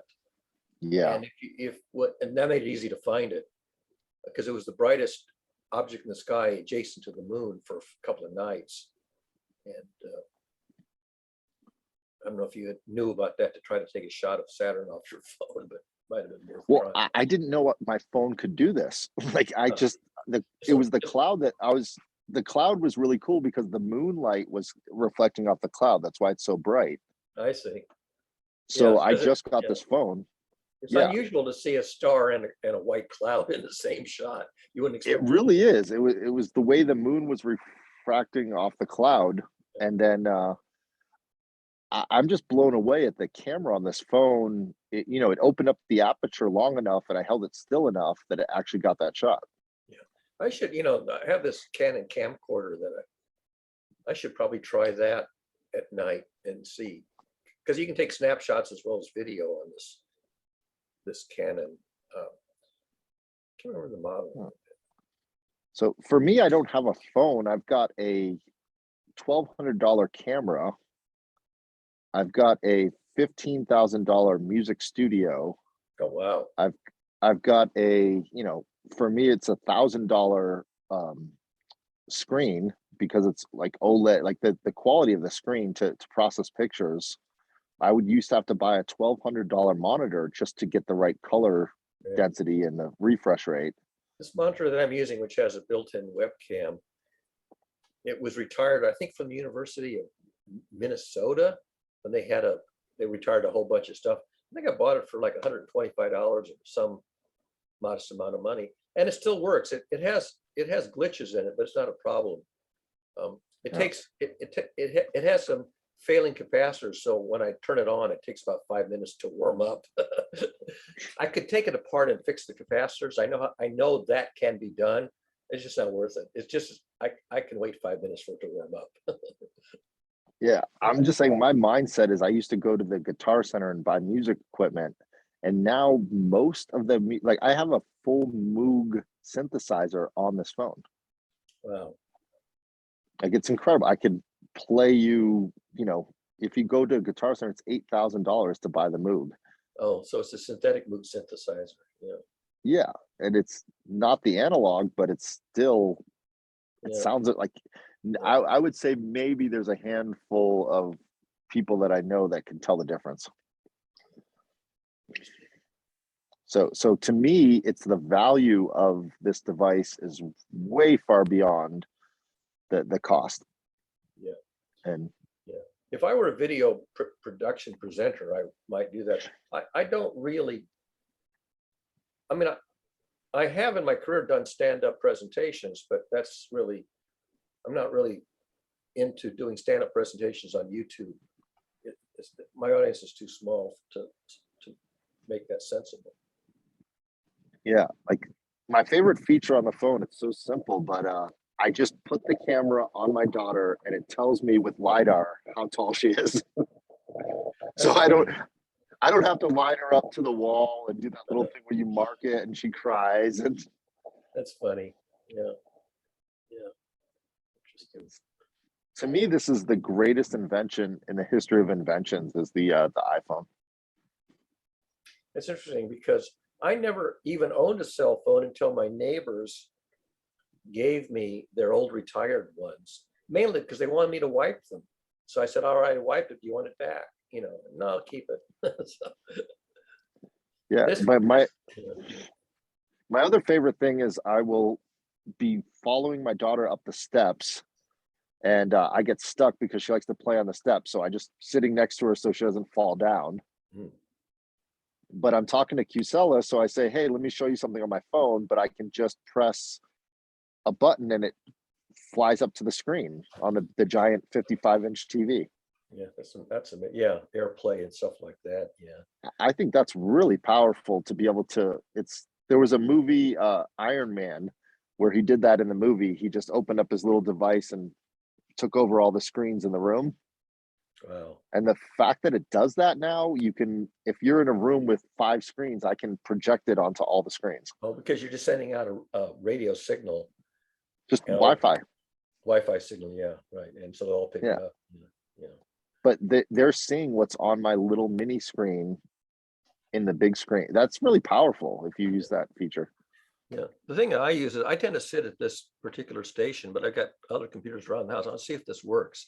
If I were, let me just see if it's offered.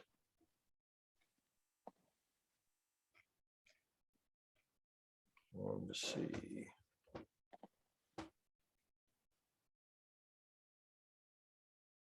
Well, maybe not.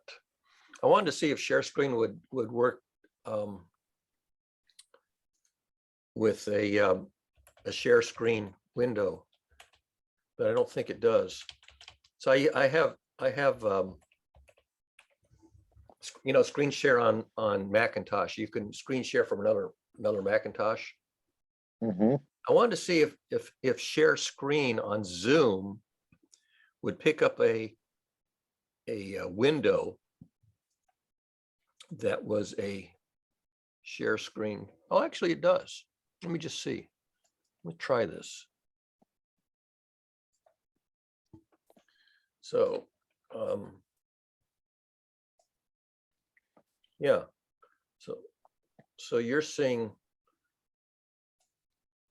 I'm seeing a blank page right now. It's you're coming seeing a up. blank page? Okay. I'm on a slow. Oh, okay. Let's see. I should probably, let me see if I switch to. Let me try a different one. I'm going to stop that share and try a different one. Let me just make sure that I know which one I'm trying to find. Oh yeah, there. Okay. Okay. So let me try that share screen now.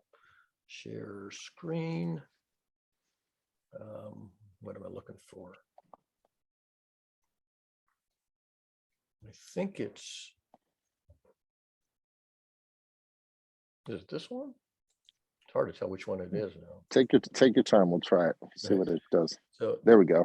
all right, so this at the bottom, you see the Macintosh taskbar. Yep. This is a 2012 Mac Mini downstairs, and I'm controlling it via share screen. And I have it, so. So you're teleporting into that computer? Yeah, basically. So here's a couple of tabs. So that's my Synology control panel, and here's my article. So yeah, so basically I can have more than one machine running, and even here with screen share and Zoom, I can manage to bring up stuff that's controlling remotely on other computers in the house. Put this back over here. So. Okay. And what router do you use? What is it? I have a FiOS. Since I have FiOS, the FiOS is the main Wi-Fi and main router. And then I also have hubs. I have Ethernet hubs as well. So that particular machine was over the 100 megabit Wi-Fi, 100 megabit Ethernet. So you're wired to the other computer, right? You're not using Wi-Fi. Yeah. So I some of these machines do have Wi-Fi, and they can communicate either with the Wi-Fi. I can communicate three ways: Wi-Fi, Ethernet, and if I'm close enough to the other machine, FireWire can do IP. Did you know that you can actually use the FireWire? What is FireWire? FireWire is it's an Apple version that's it's a little bit like Lightning, or I don't know. Is it a cable? Yeah, it's a cable. Oh, okay, like a Thunderbolt cable, but it's faster speed. Except that the FireWire was like 20 years ago or whatever. Do I have a FireWire cable laying around here? Let me just see if I do. I can look it up. Let me see. By the way, 400 and 800 megabits. So you can run a FireWire cable from a FireWire port on one machine to a nearby machine, and a FireWire can act as an IP, act like an Ethernet, except instead of 100 megabits, it's 800 megabits. So So basically, if I want to do screen sharing from one machine to the other, I could do it over the Ethernet at 100 megabits, or I could do it over the FireWire at 400 or 800 megabits. Did you just freeze? I think you just froze. Yeah, I don't know if you can hear me, but you're frozen.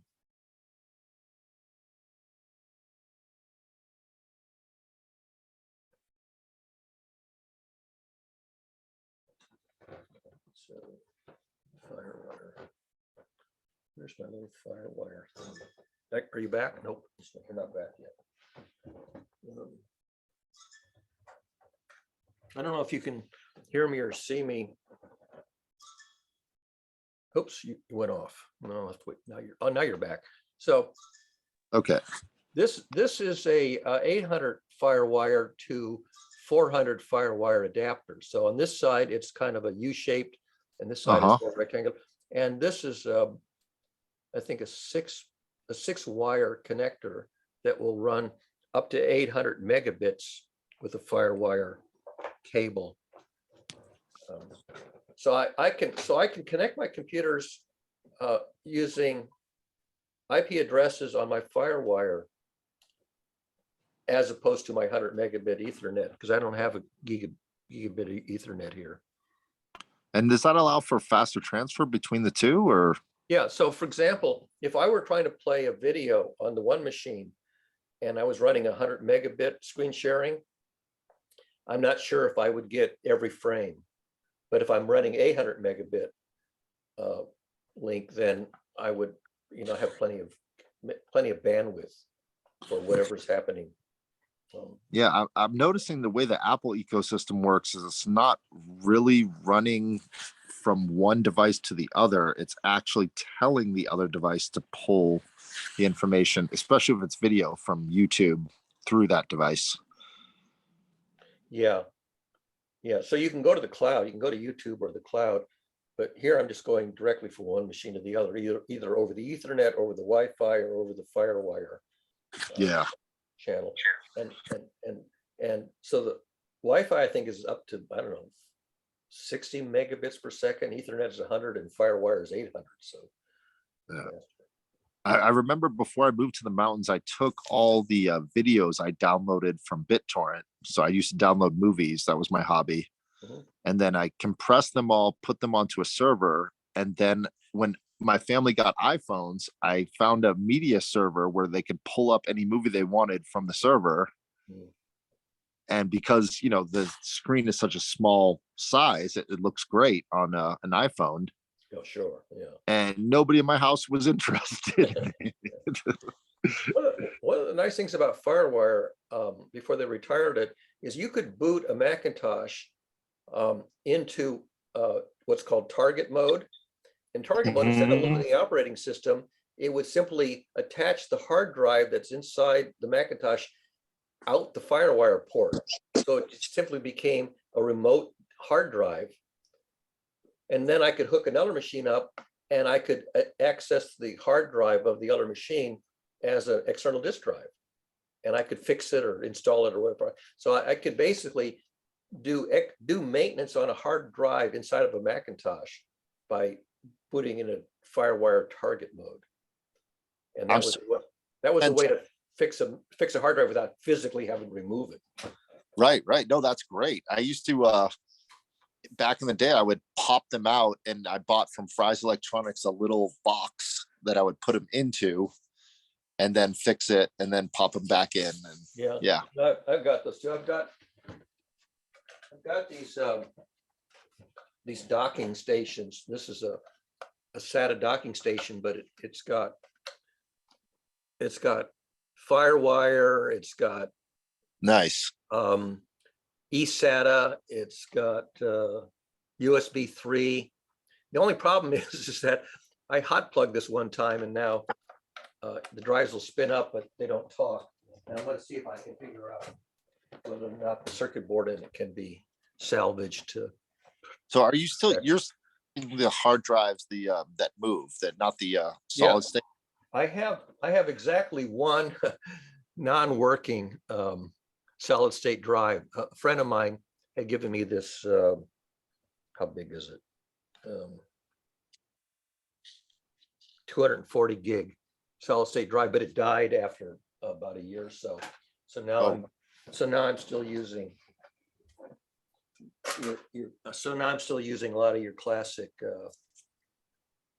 spinning hard drives, and I have these docking stations that allow me to move them around. Come on, go in there.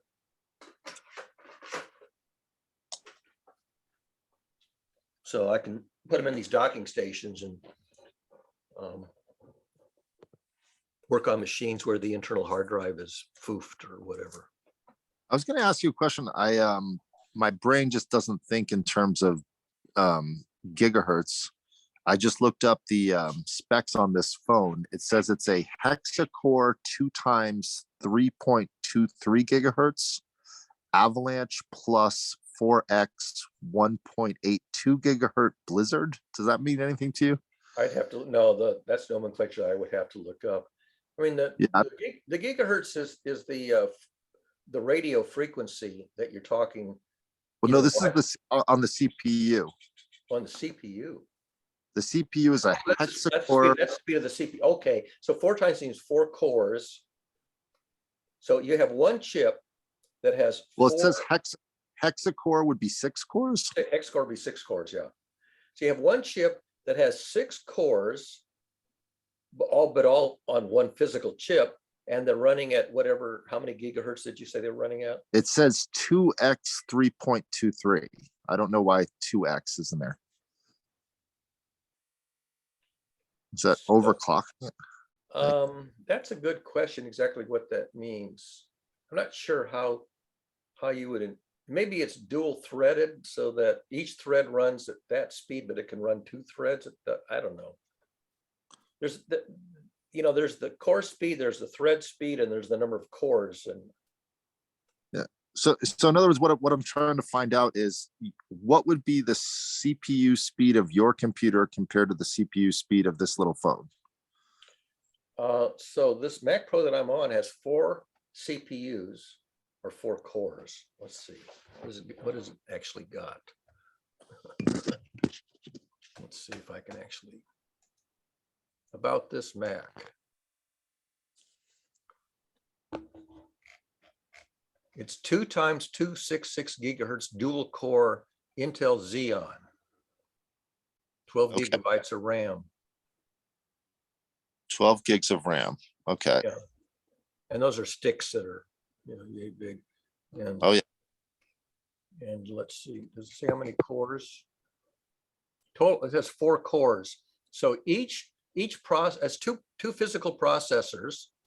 Each processor has 2 cores. So I have 4 cores in total. Each physical CPU, 2 physical CPUs, each one is a dual core, and they run at 2.66 gigahertz. So I have 4 cores and 12 gigs of RAM. My bus speed is 1.33 gigahertz. This is a 2006 machine. And this 2006 machine, have you update? Like that's the CPU that came with it, right? That's the CPU. Now the only difference is I updated the I think it's called the ROM or the firm. I don't know if it's called ROM or firmware. When it came out, it was the firmware was 1,1, and I was able to upgrade the firmware to 2,1. So it's really the first generation hardware, second generation firmware, and with that, I was able to get it to boot all the way up to El Capitan, which is what OSS 10.11. It won't go beyond that because the operating system beyond that want hardware features in the CPU that this CPU doesn't have. Got it. There were some secure, basically the security fixes required more and more funky hardware to provide the security that you want. So this one technically topped out at Lion, which is OS X 10.5, I think. So what are these new operating systems actually doing? Like, why do I need all this? This is what I'm trying to figure out is they have features. I mean, they have, features like AirPlay, and I don't know, they're features which are cute, but they're not essential. right. So, but they have these extra security features. So a lot of them have these vaults and other things that really try to provide a hardware defense against, super hacking. I don't worry about that because I don't go to, weird websites which are going to try to install, malware on me. I'm on Facebook. I'm on, Google. I'm not really using anything where I'm exposing myself to malware. Well, Facebook is exposing yourself to malware. That's a terrible system. Well, it's mal people, but it's what they're writing that's bad. Not you really can't post a piece of malware. I mean, you can post a link to a piece of malware, but you can't.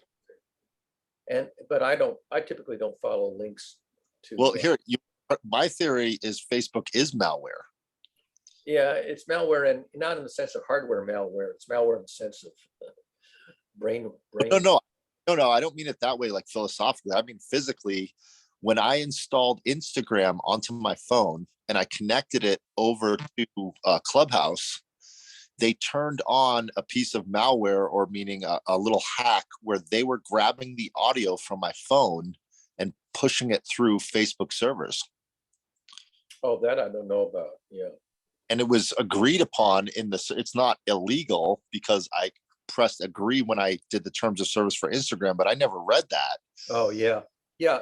Basically, on your applications, you can enable or disable applications to have access to your camera and your microphone. And I don't know, maybe other things like that. And so if you go to your settings, it'll say the following applications have been authorized to employ your camera, employ your microphone. Well, it's not just that. I mean, the back end of, if you look at the TikTok application, it's doing keystroke. It's doing, I mean, there's so much that it's doing. Yeah. It- Yeah, it's, I don't Oh, use TikTok. I that's- don't use Instagram. I- Yeah. what would it be? Spyware instead of malware, whatever you want to call it? Yeah, you're talking, well, it will be spyware if you didn't consent, like a keylogger would be spyware.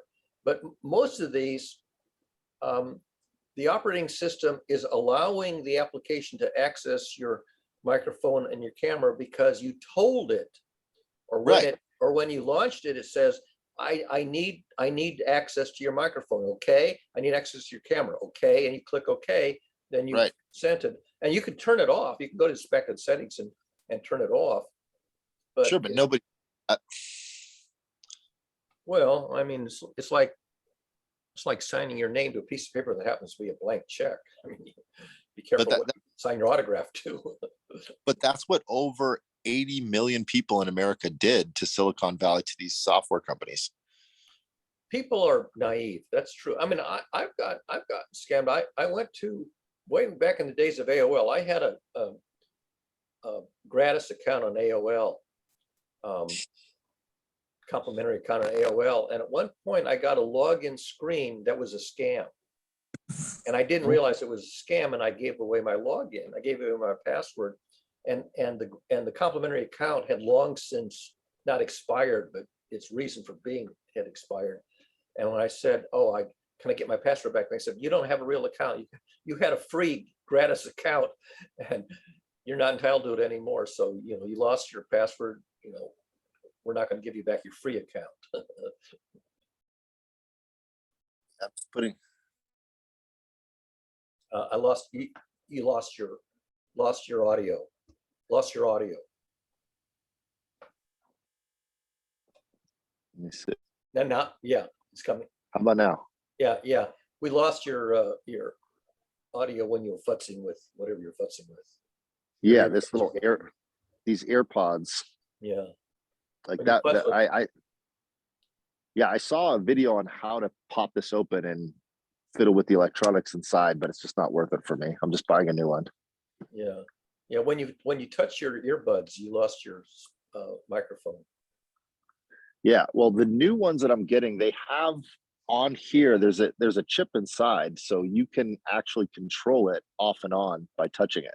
Oh, maybe that's what you did. Maybe when you touched it, you toggled it off. Yeah, and there's settings inside of the computer that say if you have one, then it can switch from one to the other or have both on.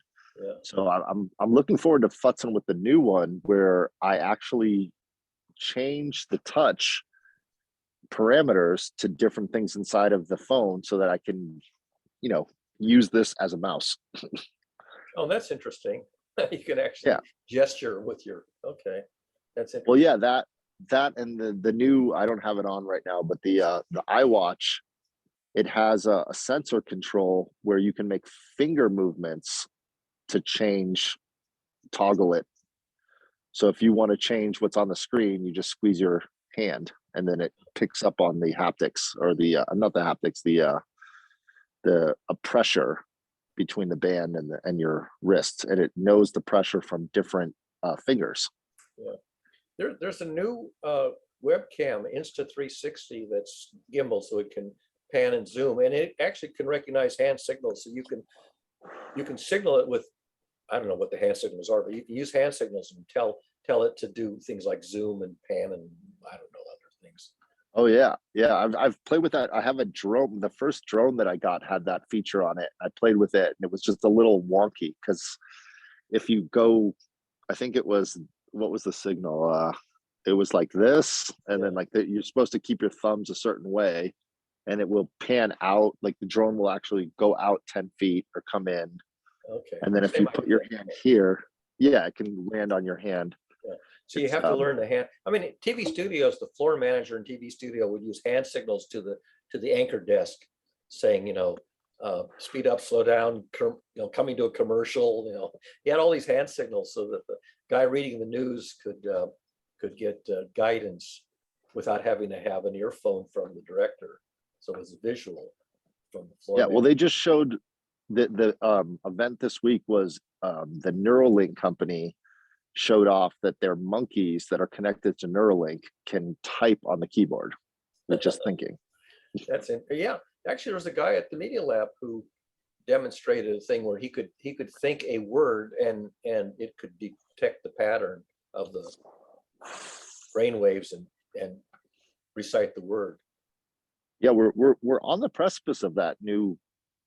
Just there's no more interface; it just goes away. You just think, and it just does it.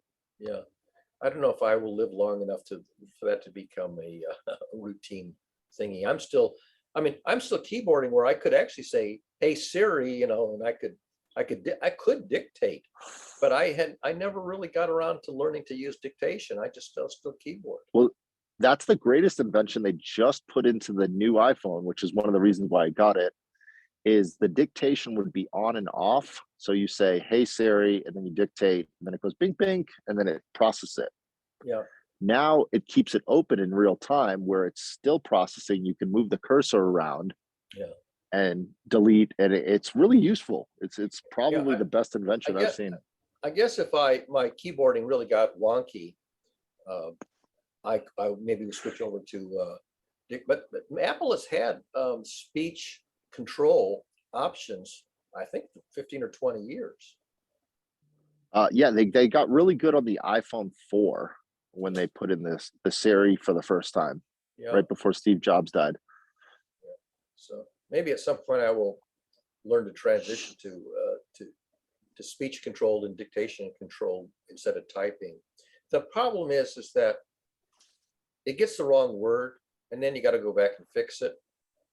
Gets the problem with homonyms in English, sound alike words, and you see this on Zoom. If I turn on the closed captioning, I see incorrect homonyms. It's a word that sounds similar, but it's not the correct word. Yeah. And so sometimes I get distracted by the closed captioning and have to laugh because the closed captioning makes such silly mistakes, especially with names. Names, forget it. It doesn't know names. Yeah, I apologize. Qisella's asked me how the call's going, so I realize it's 10 o'clock. So she's like, "Help with the kid." Yeah. Okay. Yeah, we've been on for a couple of hours, so yeah, I think we can shut it down. Yeah. If we're done. I was just going to say one thing. I have a friend of mine who's working on making the dictation and the GPT-3 work, like these models like GPT-3 work offline. So you don't have to call to the cloud, because they work really great if your connection to the server is really fast, the latency is low. They work perfectly, like every word is perfect. And I've even tested it with food in my mouth and things like that. It's getting really, really good. So it's coming soon. I would love a chat bot that you could have a conversation like we're having that goes into depth and something technical, and the chat bot can sort of keep up its end of the conversation. It's nowhere near that. Well, a lot of my friends are working really hard to program these models so that it is. And it's a lot of programming to put that information in and change the parameters. And they've been doing it for the last year and a half, and they're getting really good with some models, but just give it about a year and a half. Yeah, if you want to have a nice philosophical conversation, or an in-depth parlor conversation, the chatbots are no. They say, "What's your favorite movie? What's your favorite food?" I mean, they're all about the very shallow stuff. That's, do you have any pets? It's the kind of things that you have on a first date in high school or something.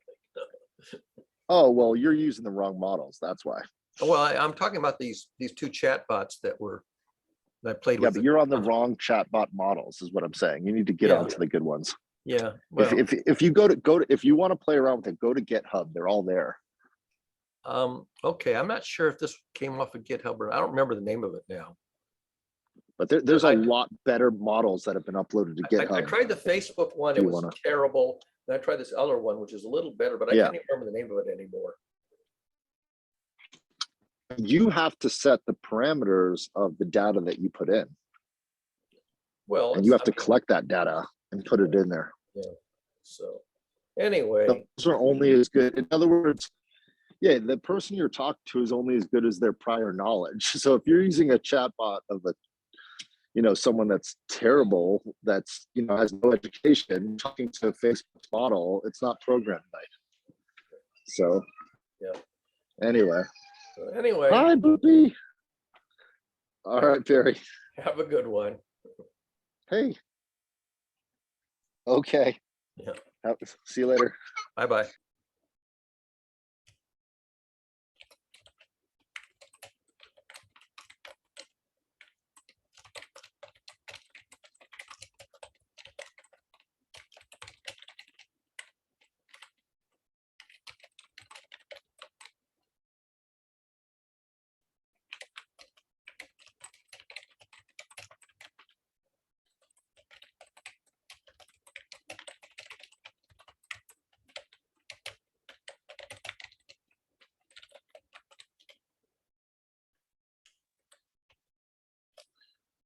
Okay, just leaving a note in the chat for Sam. It was just Joshua and me today. We chatted for 2 hours and it was all recorded for that exact length of time. Now I will end the chat and end the session. Recording, stop recording.